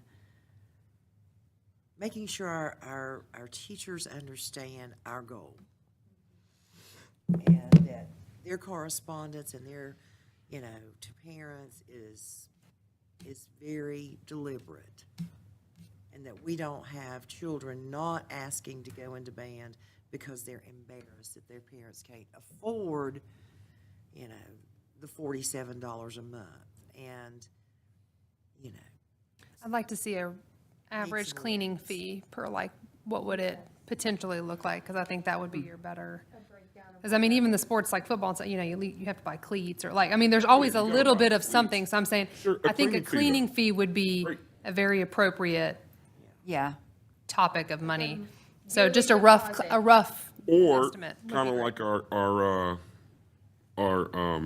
Chromebooks, you've got a little waiver that if you break it, drop it, chip it, whatever, you know, there's a repair fee that comes with that instrument. Pay for a new Okay, agenda every year. great. You pay for a new gym uniform. Well, is there also a cleaning fee included in, if you're gonna do band, this is your, what does that look like? Make sense? Or no? I would also, For clarity at the end. I am also curious as to what happened to the money that the schools were getting for band. So if they were getting, I'm just going to use $5,000, are the schools now using that money for something else? Did we cut the money and they're not getting that? Are they getting it and they decided to use it for their baseball program, or? So I think before we wander down that lane, let's clarify what it is you want to see as a board. We'll get all of our information and we'll bring it back and let you know what it is that we feel like you need to do moving forward. I can tell you that we allocate based on ADM and we allocate based on enrollment, and we give them the flexibility to use because they may need more some years on top of that 5,000 to do whatever. That's how we were able to purchase sousaphones or whatever before. Is that local money though? It is local money. So we don't put tons of strings on that local money simply because West Band may be in a much different place than East Henderson and a much different place than Flat Rock. So what I'd like to do is you say, this is your timeline, this is where we are. So moving forward with that allocation, as long as we can afford that allocation, you want us to purchase instruments for student use, not for program use, for student use. Much like just checking out or being assigned a football helmet, for example. Yes. Within that, I think it's also important that it's really hard to compare athletics and band because of the revenue stream, because we do not give the schools any money to purchase helmets. We do not give the schools any money to recondition those helmets that they have to do every year. So they do that internally. So being the fairly new guy who's not new, but newer to this, what I'm hearing is we like the money allocated. We want it hitting the students as much as possible on an individual level. We want to start with 7th grade. So what we need to do is get with our band teachers and get with our principals and say, here's where we've been, here's where we're heading. What is it that we need on numbers? And then we can figure out how far that hopefully 100,000 this year will let us go. Well, and as a board, if you're okay with us finding or assigning a cleaning fee, I also need to know that. I don't mind at all if my daughter, my son, whatever, has an instrument that there is a fee attached to the cleaning and or breakage, droppage, whatever, if there's some type of insurance, the same thing that we do with every computer that we give to a kid, right? I have no problem with that, and I know that it's going to be significantly cheaper than that $47 a month. That, by the way, continues all the way through high school. So I'm trying to wrap my mind around this.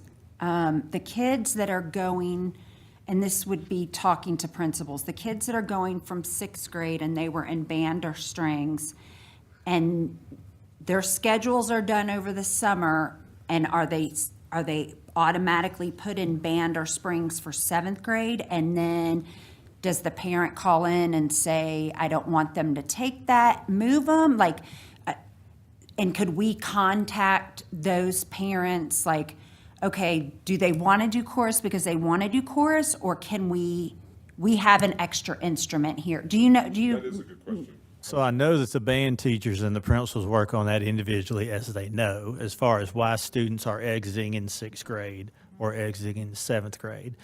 We do not have that information aggregate, but we can find that out. No, I think what she's asking is it's valid. Like when the schedules are made, I don't think maybe my wife said, got any input on No, our schedule I going did into not. seventh grade. So I No. guess, is it just, you're a band kid, so you're assumed to be band next year?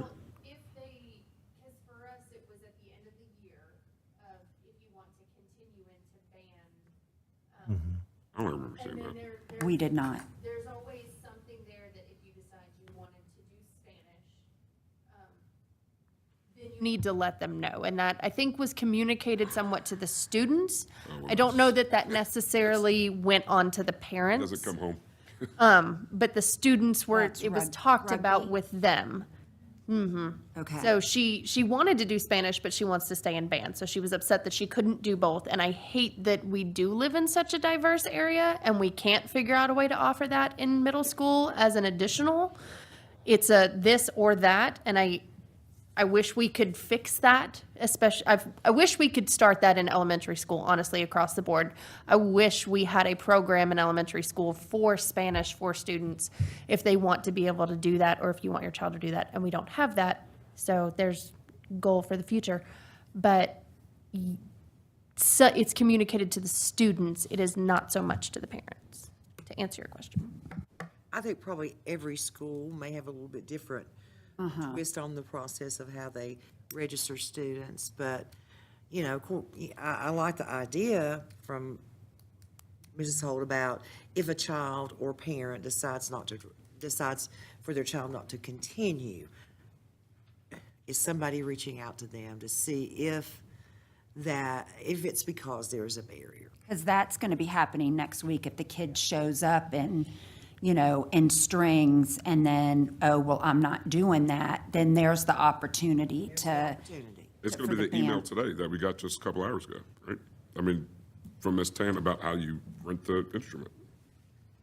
So that had to go to seventh graders, eighth, Aaliyah faced in eighth now, so I didn't get that. So, yeah. Yeah, okay. Yeah, So we would start getting that information now. now, yeah.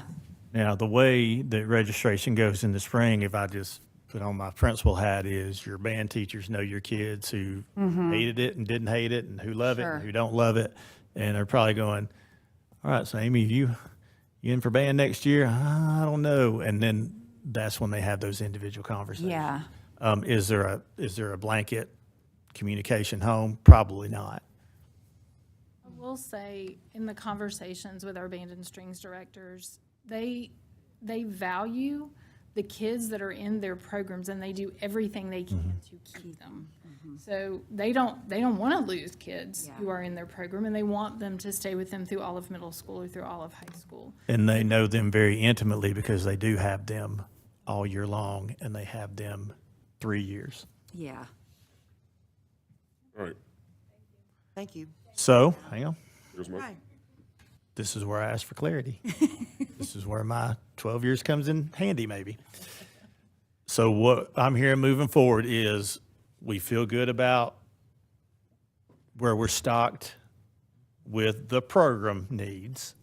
And now we want to start really chipping away harder on the individual student instrument needs that they could check out, much like they would a library book or be assigned a helmet or a Chromebook. All right, so we want to first target seventh grade, obviously, and then see how far that money takes us.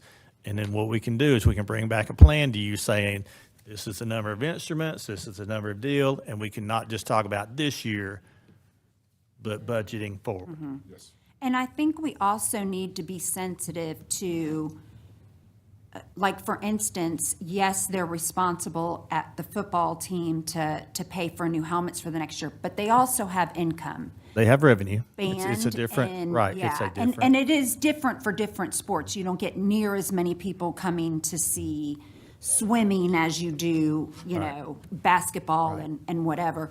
So I think that as a school system, we need to be sensitive to that and maybe helping out. And it would be great to know, okay, I have, as a band teacher at rugby, I have this instrument, and I don't think it's going to hold on much longer. In 5 years, I'm going to need it. So if we had, like, maybe a master list of the stuff that's coming up, like we do with capital. So the easiest way to do that would be to have them submit each spring a capital request. Yeah. From the band.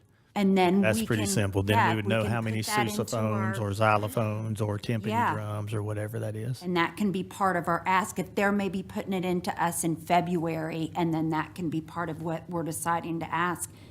And I think it's going to the commissioners and saying, we have for whatever, and this is the cost. Can you approve this? Like, really pushing that further into the commissioners.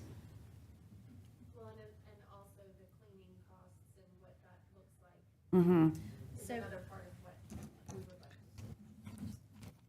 So, okay, so may I clarify something about the cleaning? So the $50,000 was set aside for cleaning, correct? This year? Mm-hmm. Is that the one? Or last year? I know last year we had set aside 50,000, we had given $50,000 for cleaning In repair. and repair. And you said half of that has already been used? So last school year, that was all they got. This year, you said we want to put 100,000 into it, and we don't have a budget, so we're Okay. nervous. So yeah, they've already taken 50,000. We've already pushed that out to schools, and they've been cleaning. I've signed off on several that have come through that have been cleaned and already returned to the schools now, and minor repairs made. Okay, so of that, the request, what I'm understanding is the request is for the parents to take on the cleaning bill. Is that what I'm understanding? You know, I think there's gonna have to, we're not gonna be able to do this year, right? There's no way we're gonna be able to implement anything in this for this year. No, but we can. But I think that's the thought process going forward, is that this is much like a Chromebook for our middle school bands, is putting instruments in their hands. You have a cleaning fee, and it's clearly outlined, and maybe even, what do we do, the insurance or whatever? Yeah. That you can purchase if you want to, for any type of repair. And you kind of start just like the Chromebook. But I really, okay, so in 23-24, $13,721.81 were spent on cleaning and repairs. Last year, 26,429. This year, 50,000? Like, that doesn't add up to me. It's more than doubled every time. be No, nice no, to no, have no, a hang on. breakdown. Well, we've not spent the 50. No. Okay. 50 is sitting there for them to use for that purpose. Yes, but they also, that's also for their program, so purchasing money, getting more stands, that kind of thing so that's for their program in addition to instruments that they need. So that's part of what those other funds they have. They have to get the music, the copyrights for those every year, all of that. So all of it kind of goes into it. We've put the 50,000 out there and they've been chipping away with some of their cleaning stuff. That does not mean that they've spent 50,000. Okay. I'm sorry. They're also buying, they are buying They're buying instruments with that money. yes. Yes. And I talked to the band director at Westus the other day, and he was asking, can I buy an instrument now? Okay. Yes. I think he was replacing a bassoon from the 70s. See, there is still some of that out again, so- there.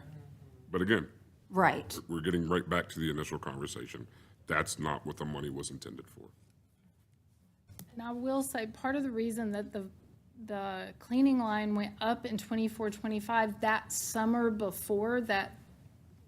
right before the 24-25 school year, one of the band rooms, I think it was a band room, had a leak in it, and it did cause some mold damage on some of them, so it required a more intense cleaning for that. Okay. So that was part of the reason why we were able to use some of those ESSER funds. And what we also need to figure out or make sure we clarify is if the bassoon is purchased, then that is assigned for that kid to use, so that they also do not have to rent a bassoon or a trumpet or Nobody renting bassoons in middle school. well, I'm just saying. I mean, there's no bassoons in middle school though. So I don't know that because I don't always go and my kid's Oh, I not go, in it. I hear them. My kid's not in it, but what I'm West, saying that's is high we school. will, Right. based on this conversation, based on where we are to this point, purchases have been made, we're there. Moving forward, it's instruments for students to take back and forth for their use for the year. Thank you. Is that? Yes. And explore a cleaning fee. Well, let's find out what the cleaning fee Right. is first of all. Explore. What are we spending on cleaning? And then Right. let maybe, we're gonna have this discussion and see what that can potentially look like once we stockpile our instruments.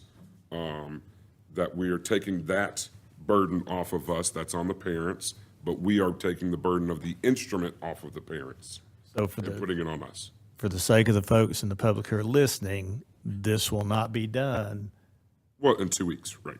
on the 11th when we start. A week. Right. Now, for the sake of the public listening, if you know of anyone who is considering not doing band or dropping out of band because of cost, We've got money. tell them no, tell them to contact the school Yes. or contact me. I'm happy got money I'm for happy to facilitate because the intent is students take band who want to take band, period. Exactly. All right, so we can get this information. It shouldn't take very long, and we'll have this ready for you in September Okay. to continue the discussion. And then we'll continue to narrow this down until all 7 of you thumbs up it. We will document it, and we will make sure it's clear. And I say that not just joking, but it also needs to be clear for 5 years down the road. And that's or the 8 years hard down thing the road. about this job is that you don't know intent of somebody else that was sitting in your seat, 4 years ago, 6 years ago, 8 years ago. And I feel so bad that you guys went back and watched meetings but thank you so much. I know you did not have the time to do that now, and thank you, and I'm sorry. Talking, it's riveting. You pop some popcorn. It's better than Netflix. I'm sure you enjoyed it. It's better than Netflix and cheaper.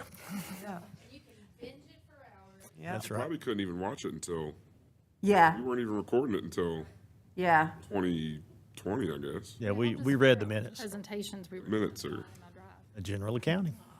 but Sorry, sorry. Thank you.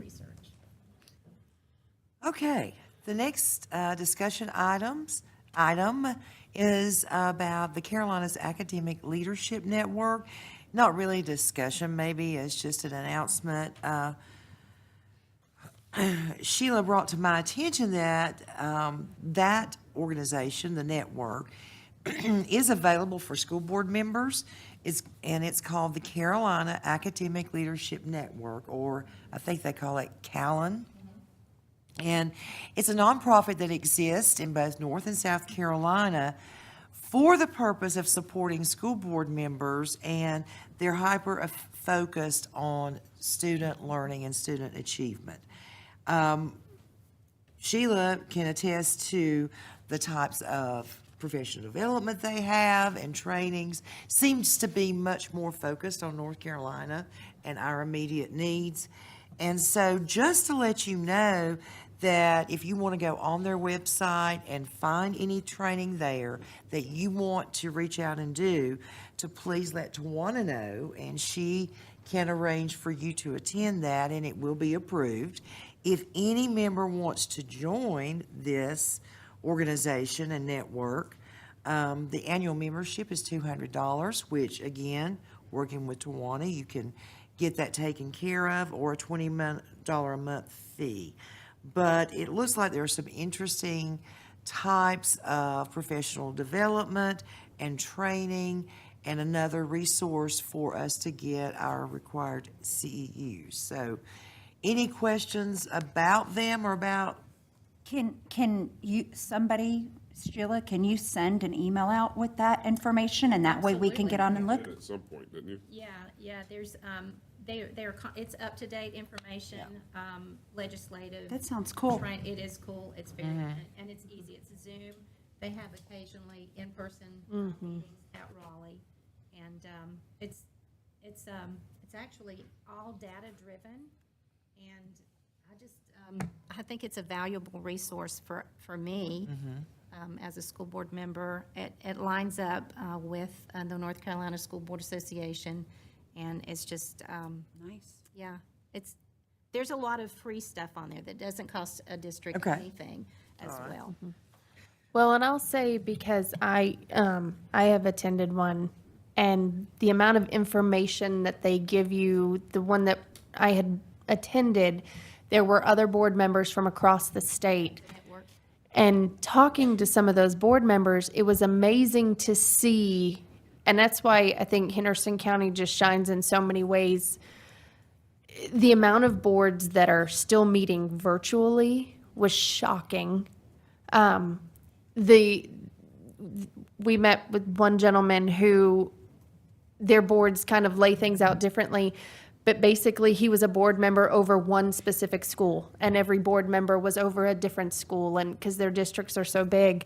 So it did provide fascinating information about how different school boards are working, but it also gave you stuff straight from the state, straight from the federal level, policy, and it just a huge network of amazing information and breakdowns of, I mean, we went through for 2 hours on just, Robert's Rules of Order. And that was fascinating because there were so many things that I learned. And coming in as a board member this year, there was a lot of things I didn't fully, understand. And so being able to go through all of that, they provided a lot of valuable information. So there's a lot in there. Okay, great. Will you send us a link? I certainly will. Okay. Thank you. Thank you so much. Yay. Next, Superintendent is going to talk a little bit about our federal funding update.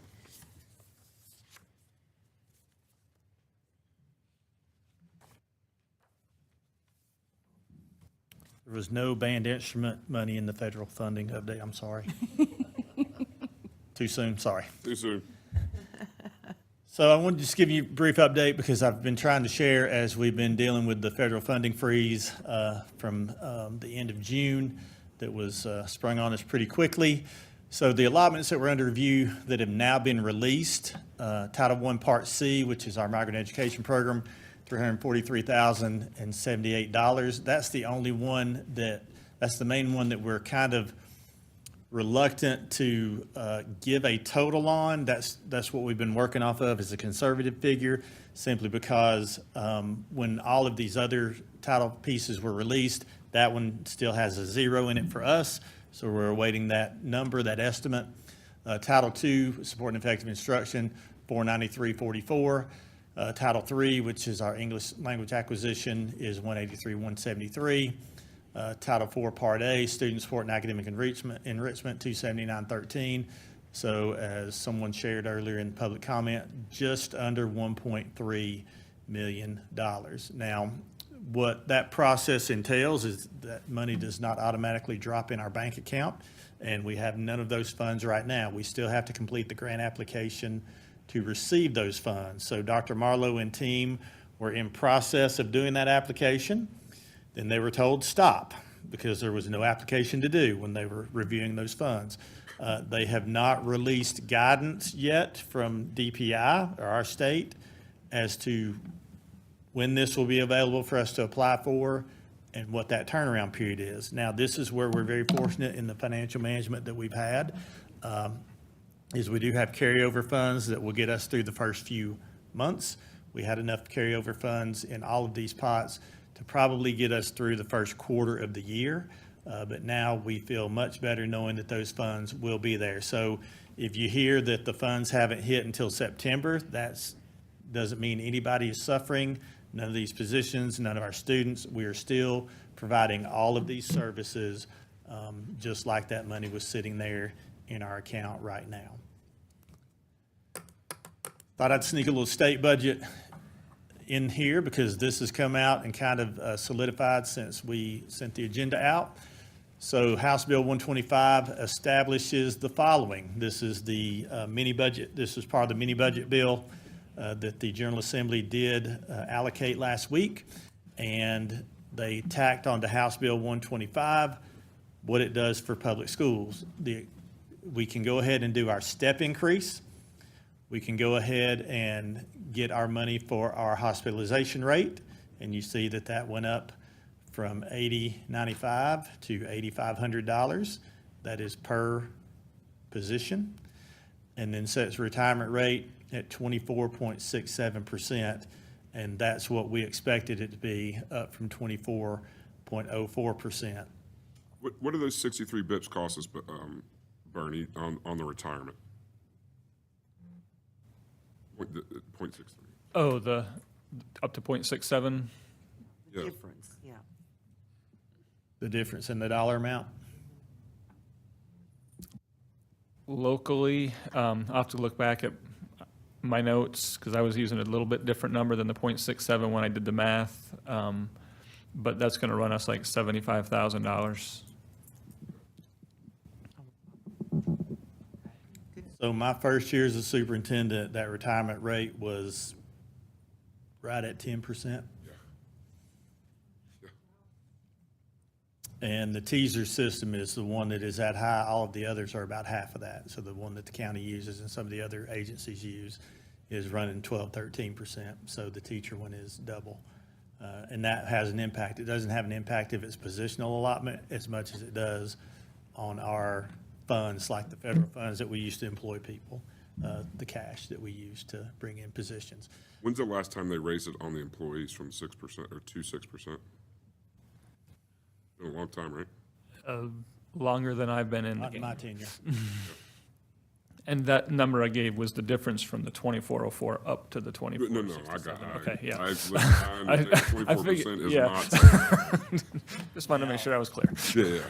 Now, for a man in your business, one of the more interesting things is the return on the retirement investments is up. And they are being a little more aggressive on their investment strategies than the previous administration was. Which would seem to me that you wouldn't have to increase your rate quite so high then, Well, they if don't. you're making more money. It would. Mm.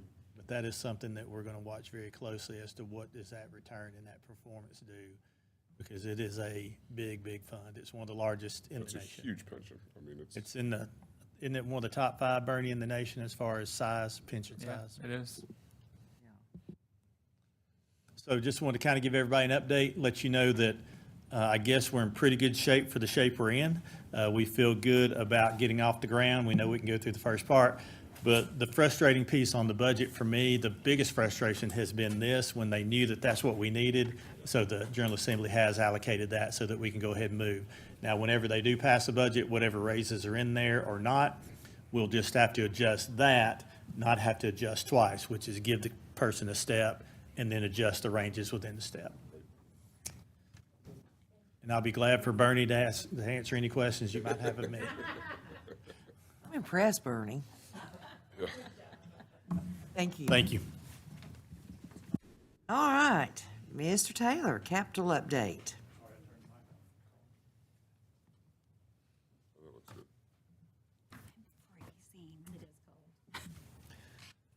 Okay, for this month's update, I'm going to start with some projects that have continued since our last meeting in June.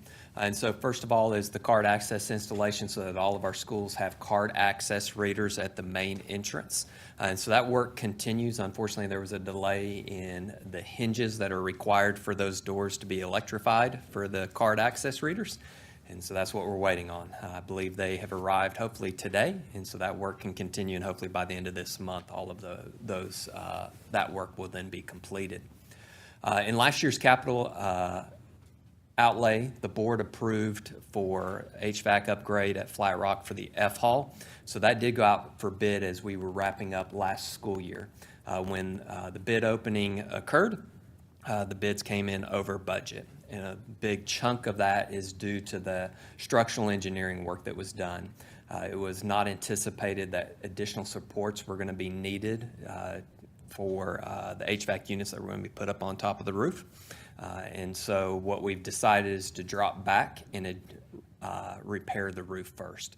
The current surface is the gravel type surface roofing.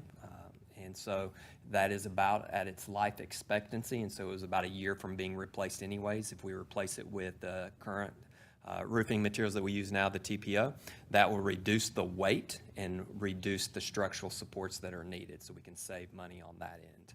So what was the allocation for the HVAC and what's the roof repairs going to cost? So the HVAC that was allocated, I believe, was around $240,000. But again, the roof was within a year was going to be on our MRTS list for roof repairs. So we're just going to do it a year earlier than originally planned. It's $240,000 to do the roof. No, it'll be in the MRTS. That'll go out for bid from the county level. So I don't know exactly what that roofing repair is, but that's going to be done anyways. Then we'll rebid the HVAC we'll just project. roll that and then keep that in the budget for. So the 240 is still just sitting there in capital here within our building.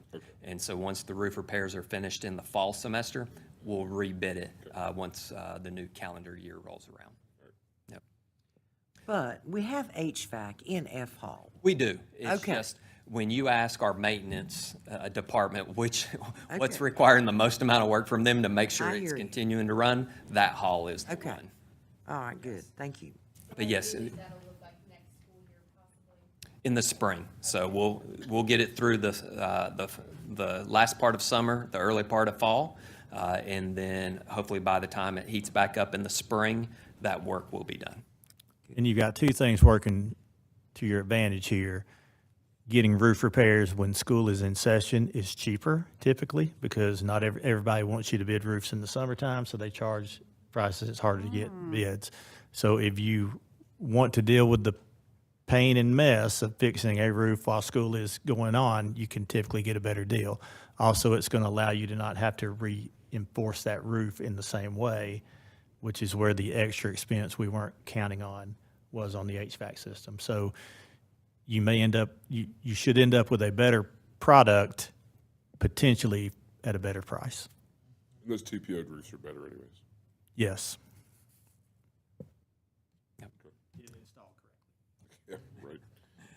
right. It's with everything. That roof doesn't have Hurricane Helene damage? Yeah. Insurance expense? Sure.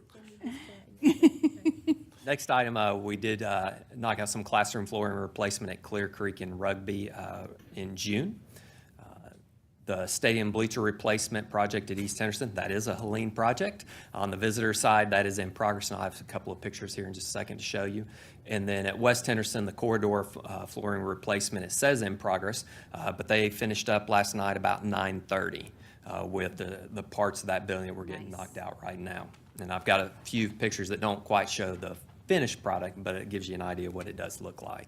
So for East Henderson, the bleachers are going up quite quickly, and they're pretty much finished with the bleachers. They're really close to that part. Next will be some additional concrete work that has to be done, but unfortunately, the weather is not really cooperating right now with us. But we'll be ready for their first game? Right now, all signs point to being ready for that first home. And the Bearcats cheering across the... Well, this group has done an excellent job installing this. Like, they have really moved. I've been very impressed. Yeah, the original window that we got for when it could be delivered, fortunately, everything was delivered on the front end of that window as opposed to the back end. Because it was supposed to be more It was going to be close, yeah. Awesome. Yeah. Football team will appreciate that. Yes, as we look at West Henderson, again, going through the corridors and replacing it with the same type of carpet that we replaced Flat Rock with a year ago. And so again, these are unfinished. I took these at the end of last week, and so what is different in those hallways now is the baseboard is up, and so it is that completely finished look that you can see a little bit better in these pictures. The crew that was in there working last week spent a day in the counseling office area, and they asked if they could get one day, they'd get it all finished. So that the counselors could get back in and get to scheduling students. And so here you can see the finished product where that baseboard is up.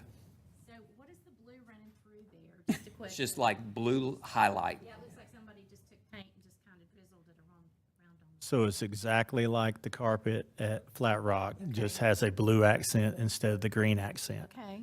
And the It green, looks weird in that picture, like last night when I was studying for the board meeting, I like zoomed in on it because I was like, what is that blue? It's And just so- Carl's phone.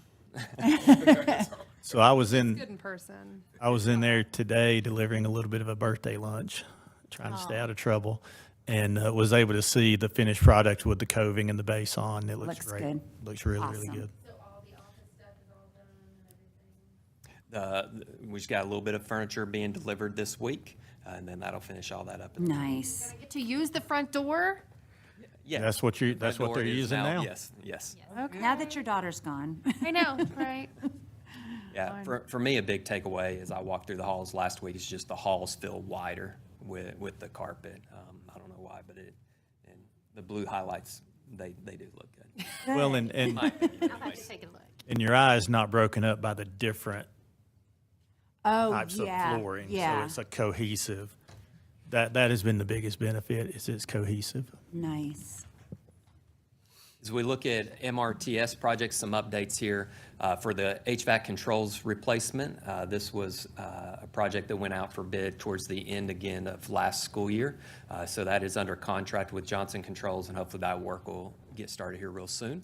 Paving did get started a few weeks ago with some of the bus lot repairs and back drive repair work that is listed here.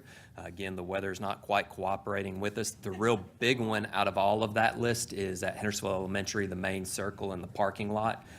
It is definitely in need of getting resurfaced. That will be taken care of in September whenever the school is on. Oh, on break, nice. Did we ever do the, where rugby, where the bus, or well, where the car rider line is, all the concrete there along the sidewalk? It looks really bad. Yeah, we'll have to take a look at that. It's really coming apart along the car rider line. Okay. And then for roofing, East Henderson Cafeteria, West Henderson Cafeteria, and the X Building, that also is under contract with Bonnets, who has done a lot of work for us here lately. Any questions? Where are we at with the bus garage and RFP process? So the county is working on getting the draft RFQ together. Once they have that together, hopefully, we're hoping maybe by the end of next week, that'll get shared with Mr. Garrett and myself to review before anything is put out. And they're sending out RFQ, not RFP, so, no. Correct. Yeah, it's an RFQ, design build RFQ. Correct. But we've been told that it will not go live until we have reviewed. So we're thinking a couple weeks. Once it goes out, looking at it being out. I mean, them allowing us to Yes. get it to you. Like, where's that? In a conversation I had on Friday, the hope is to have it done, have the RFQ ready for us to view in the next week. Okay, cool. And then once they release it, it'll be a 10, I think he said 3 10 or weeks. 14, yeah, a few weeks. Yeah. I mean, that's Whatever fine. that time. What I'm wondering is when does it get here so we can see it and then we can actually send it? Yep, Okay, cool. this month. All right. Any other questions? Yes. Thank you, All Mr. right. Taylor. You're very welcome. Thank you. Thank you, Mr. Taylor. Mr. Sosha. All righty. Few financial reports for you this evening. Some to wrap up the last year and one to start the new year. The first one I have is the local current expense and other restricted funds up through June 30th. So for the year, our revenues were $39,210,000 and expenditures were $39,319,000. We still haven't posted the receivables and payables yet for last year, but we are nearing the end. So not many receivables, but there are a few payables that will be posted in there. So we should be coming in better than $1 million in the red. So we're planning on being $1.5 million in the red. So at only $1 million, call that a win. Good. I mean, it's hard to spend $1 million. Okay, yeah. It's the way you look at it. I don't like red numbers. They're getting smaller. They weren't as red as we budgeted them to be, Right, though. there you go. Yeah. So, Lighter pink. The lighter pink. It's That fuchsia. doesn't work for stoplights, just so you know. Results of operations for capital outlay fund through the end of June of last year. Revenues, this gets a little bit weird because of what we have in there, but revenues were $2,221,000 and expenditures $1,651,000. What really matters is the $978,000 that was in there, that was for capital outlay projects. And then we had $700,295 that we had to spend for insurance claims, including some of the work that we did on Helene, which will be ongoing for quite some time. And then, like I pointed out, $350,000 of that is really just accounting entries that DPI and general accounting rules make us do because they pay for the buses, but we account for them on our books. So we just make journal entries. We don't actually see any. yes, if you want to understand one of the craziest things in the state of North Carolina, so they're their buses, but they finance them through us. So Do a lease back, essentially, right? Well, they handle it entirely on their end. Yes. We have to record it 2 times. We record it when we buy the bus, and then we record it again when the lease payment is made by DPI on the bus. So, So we never make the payment, but we're on the books for the payment. And we pay the insurance on them. we, No. no, not on the Not on yellow. Not on the yellow buses, they pay the insurance. Not on yellow. But on activity buses, we do. Activity buses Yes. are on us, and those Yes. are separate from here and in our capital budget when we buy an activity bus. And we don't finance those, we buy We them. buy them. That's right. And they're twice as much as they were when I started. Are we owed money by FEMA? Yeah, I was thinking that. That's a good question. We hope so. We think we are, we don't know if we're gonna get it. Just what you Yes, hear your number so- guys. Well, till we have it. We have weekly meetings, well, we have 2 of them, one internally and then one with FEMA, where we are continuing to check off the boxes of the paperwork that they're requiring for each step along the way between us and with iParametrics is doing a lot of that legwork because they speak the same language. And we have several that are almost complete for them to submit for the next phase, which is the funding part, and then we just have to wait for the funding. But we don't have dollars associated with that yet as to what we're gonna get. 10 months. Yeah, crazy. It's almost a year. Yeah. Some of the mitigation numbers are actually getting to us before some of the repair numbers. Yes, that's very interesting to me. Yes. Insurance has been much quicker. We still have a lot of insurance money to get, but we have received a fair amount of insurance money to make some of those repairs. And they actually paid for the Atkinson cleaning work directly. Didn't even, Oh, nice. they negotiated and paid it direct. What are our policy end dates? When do they run? So when do we renew the policy is what I'm asking. Have we seen any increases in those policies yet? July 1 was our increase, or, yeah, well, yes, it was our increase. We had about a $130,000 increase in our insurance policy this year on the $1 million that we were seeing overall. That included our vehicles, our property, 13% increase all of every year. all of the things. It's not horrible. Yeah, a lot of it, it was not all in the property. Right. That was, and I've heard some horror stories. Yeah, that's not horrible, but still, that's a chunk of change. It is that. Mhm. That's So part do of we, is the that request of the locally county. paid? Yes, that's local Yes. dollars. And that was part of our request to the county was we expected between 1 and 150 to go up in insurance and. Oh, I remember that. Ask. Okay, So we have that taken Okay. care of. okay. And we had a pretty good estimate too. Bernie and them did a great job on the estimate. He has a crystal ball. Did you know that? Magic 8 ball now, but He balances one in each hand. Is FEMA gonna pay us? all right. And as far as the timing on the payment, it's not unheard of for it to take 2 to 3 years to get that So reimbursement it- from the federal. Is this stuff we've already had to pay out? Thank goodness we have a fund balance type thing? Yes. Because I yes. know we Well, get fund beat up. balance and our insurance. And our insurance, most people are not insured on property the way that we are in this district and have had to wait to get that reimbursement too because they've insured through the state. We're insured with Liberty. Liberty Mutual, and they've done a great job. Hopefully they will not I increase know premiums. we always get beat up by the commissioners about our fund balance, you know, like, you've got a fund balance, why don't you use some of that? But if we didn't have it, I mean, we'd have been in real trouble. We'd have had to go mid-year and ask, Yeah, yes, at a time when they were really unsure of what their right. costs were going to be. Yeah.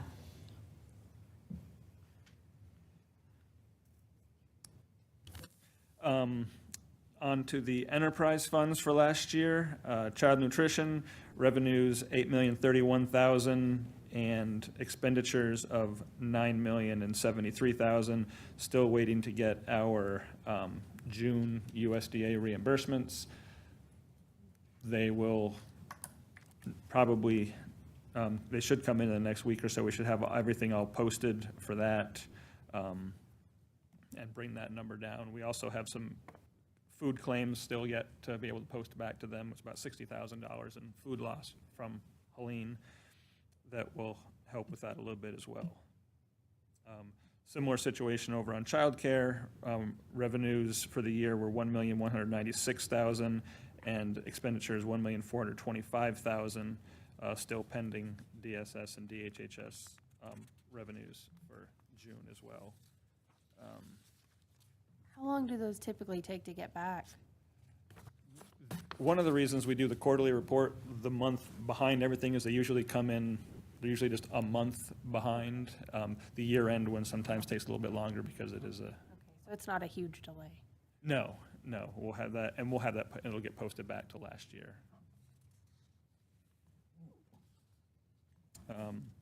That wraps up the 24-25 year, and as we've now finished 1 month of the 25-26 year, we have received $3,634,000 in revenues, and we spent $3,658,000 in expenditures in July. So we're just cruising right along. May I ask a question? Absolutely. On the child nutrition, I'm trying to find the email that contained the schools. I think there was 7 schools that were receiving snacks, free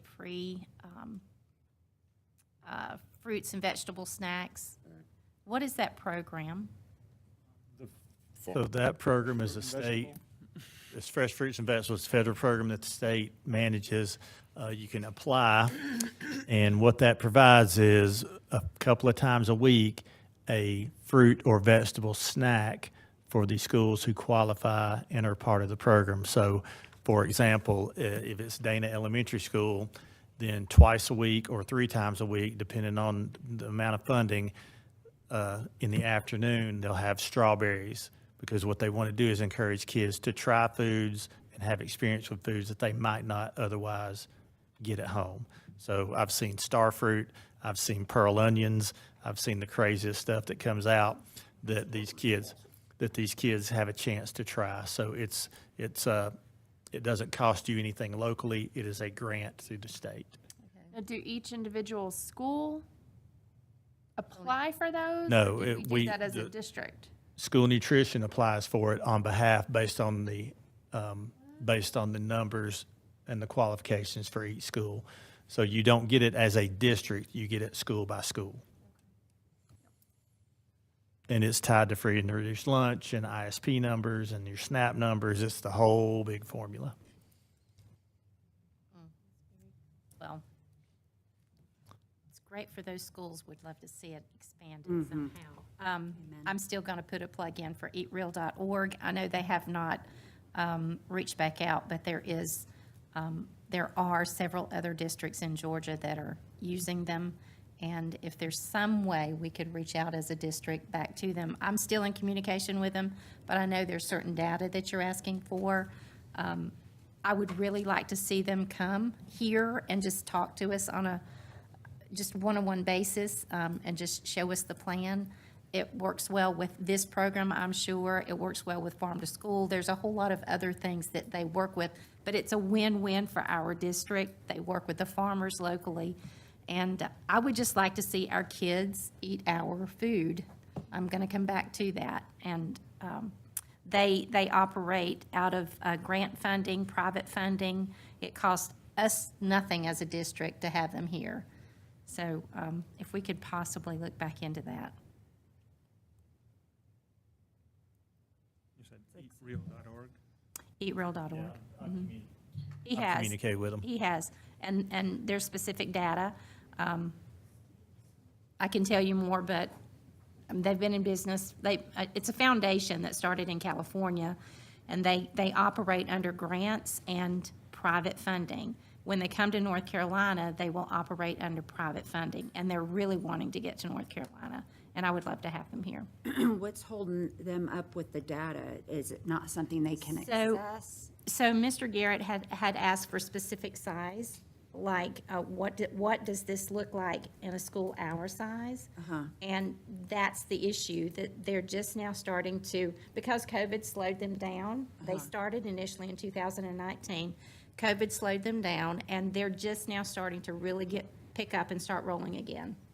So the data in comparison to our school district isn't there.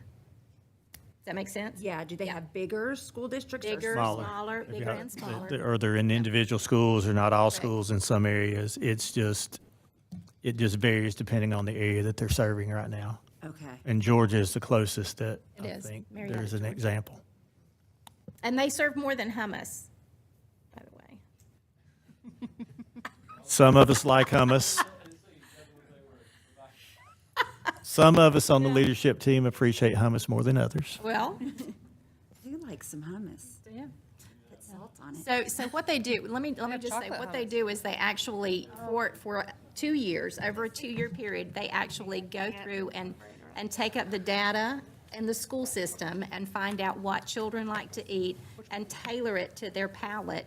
But it's also just like offering them new foods and having them try it. And again, it's made specifically, tailored specifically for our district, for our children. Well, and I think that it, just like we've talked about goals with, instruments and many other things, I mean, to have such an agriculturally rich area, you would think it would just make sense that our kids were eating our locally grown, vegetables. And unfortunately, they're not, especially on the scale that they should be. So moving forward, no, we're not always going to be able to rely on raising costs and all, but being able to feed our kids locally would be just phenomenal. So, Mr. Garrett, will you coordinate something, a presentation for us? What I can do is I can email and see if they'll come up and give something that everybody can hear.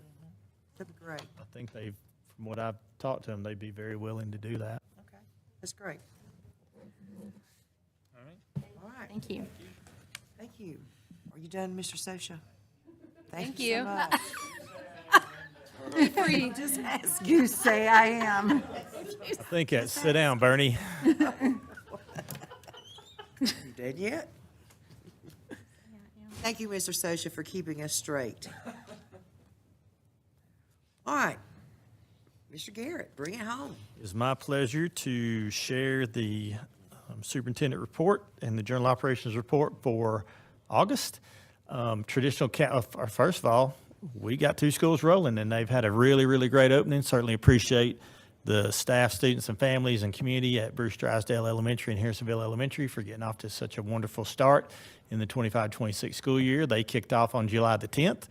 Traditional calendar starts August the 11th, so next Monday, we're a week away, which is why we're meeting a week early. I appreciate your all's flexibility on that as we get out among our schools next week. Staff did report back today. August 6th, no school for kids. On the flex calendar, that's when we're taking care of some of those required items that flex calendar needs to do alongside with our traditional calendar. So that is a district professional development day. September is Attendance Awareness Month as we kick off the school year, and we know that attendance matters. September 1st is the Labor Day holiday, so no school for all students and staff. September 3rd will be our school tours, and that's when we'll kick off for the first time in the new school year. We'll be going to Bruce Drysdale, Sugarloaf Elementary, and Hendersonville High School. September 4th and 5th is the annual class of kindergarten T-shirts, and this is the class of, that is not a typo, 2038. So the class of 2038 is among us at 2 schools and will be here next week. So that is a wonderful day. We got a lot of great community sponsors, and those kids hang on, or those moms at least hang on to those T-shirts for those kids. And it is so cool to see some of them because they're dresses now, and they come in and they fit some of our senior young ladies when they get there, and we'll see them wear them a lot of times throughout the year. Then we have our next school board meeting on September the 8th. That'll be at 4 o'clock as normal. And then September 15th starts National Hispanic Heritage Month, and that's the national month that splits September and October. And then the final thing, speaking of Mr. Bridges, I wanted to share for anyone, the services have been shared with us. So Thursday at 5 o'clock at First Baptist Church here next door will be the receiving, and then the funeral will begin, the services will begin at 6 o'clock again at First Baptist Church. So that'll be this coming Thursday, and we certainly appreciate his wife for letting us know that, because we know we've got a lot of people who want to go by and honor Mr. Bridges and his family. And that is my report. Oh, hang on, we got 2 birthdays. I always do this. I get to embarrass 2 people this year because it is Kimbrell Airwood's birthday. So happy birthday to Kimbrell. And what better place? And then it is also Mrs. Garrett's birthday.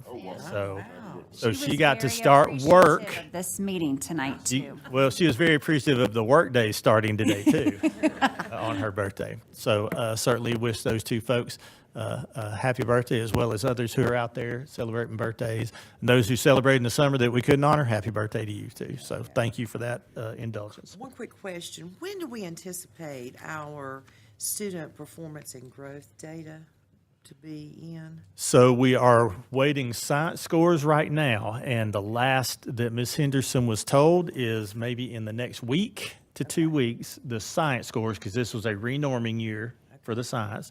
And then the growth data, of course, will not be out until October. It's usually lagging quite a bit behind. Those AP numbers were awesome. Yeah, the AP scores were very impressive. Great. We got special recognition from our state consultant for AP who saw those results and basically said, hey, did y'all see this? Because I know sometimes these things get missed. So really appreciate all of our teachers who have contributed to that, and especially those AP teachers. We had probably our best numbers ever on the pass rates, and we also had more tests taken than we have had in the past. Quick question.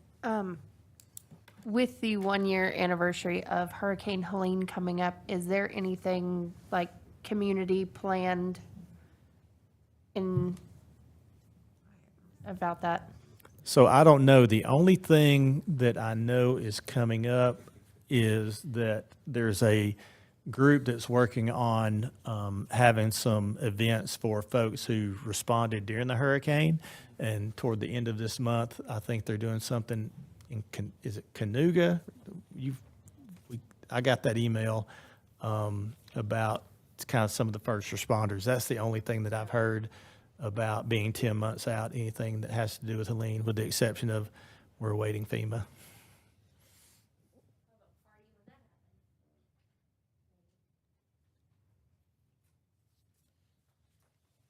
Okay, thank you. Motion to adjourn? Second? All in favor? Aye. Opposed? We are adjourned.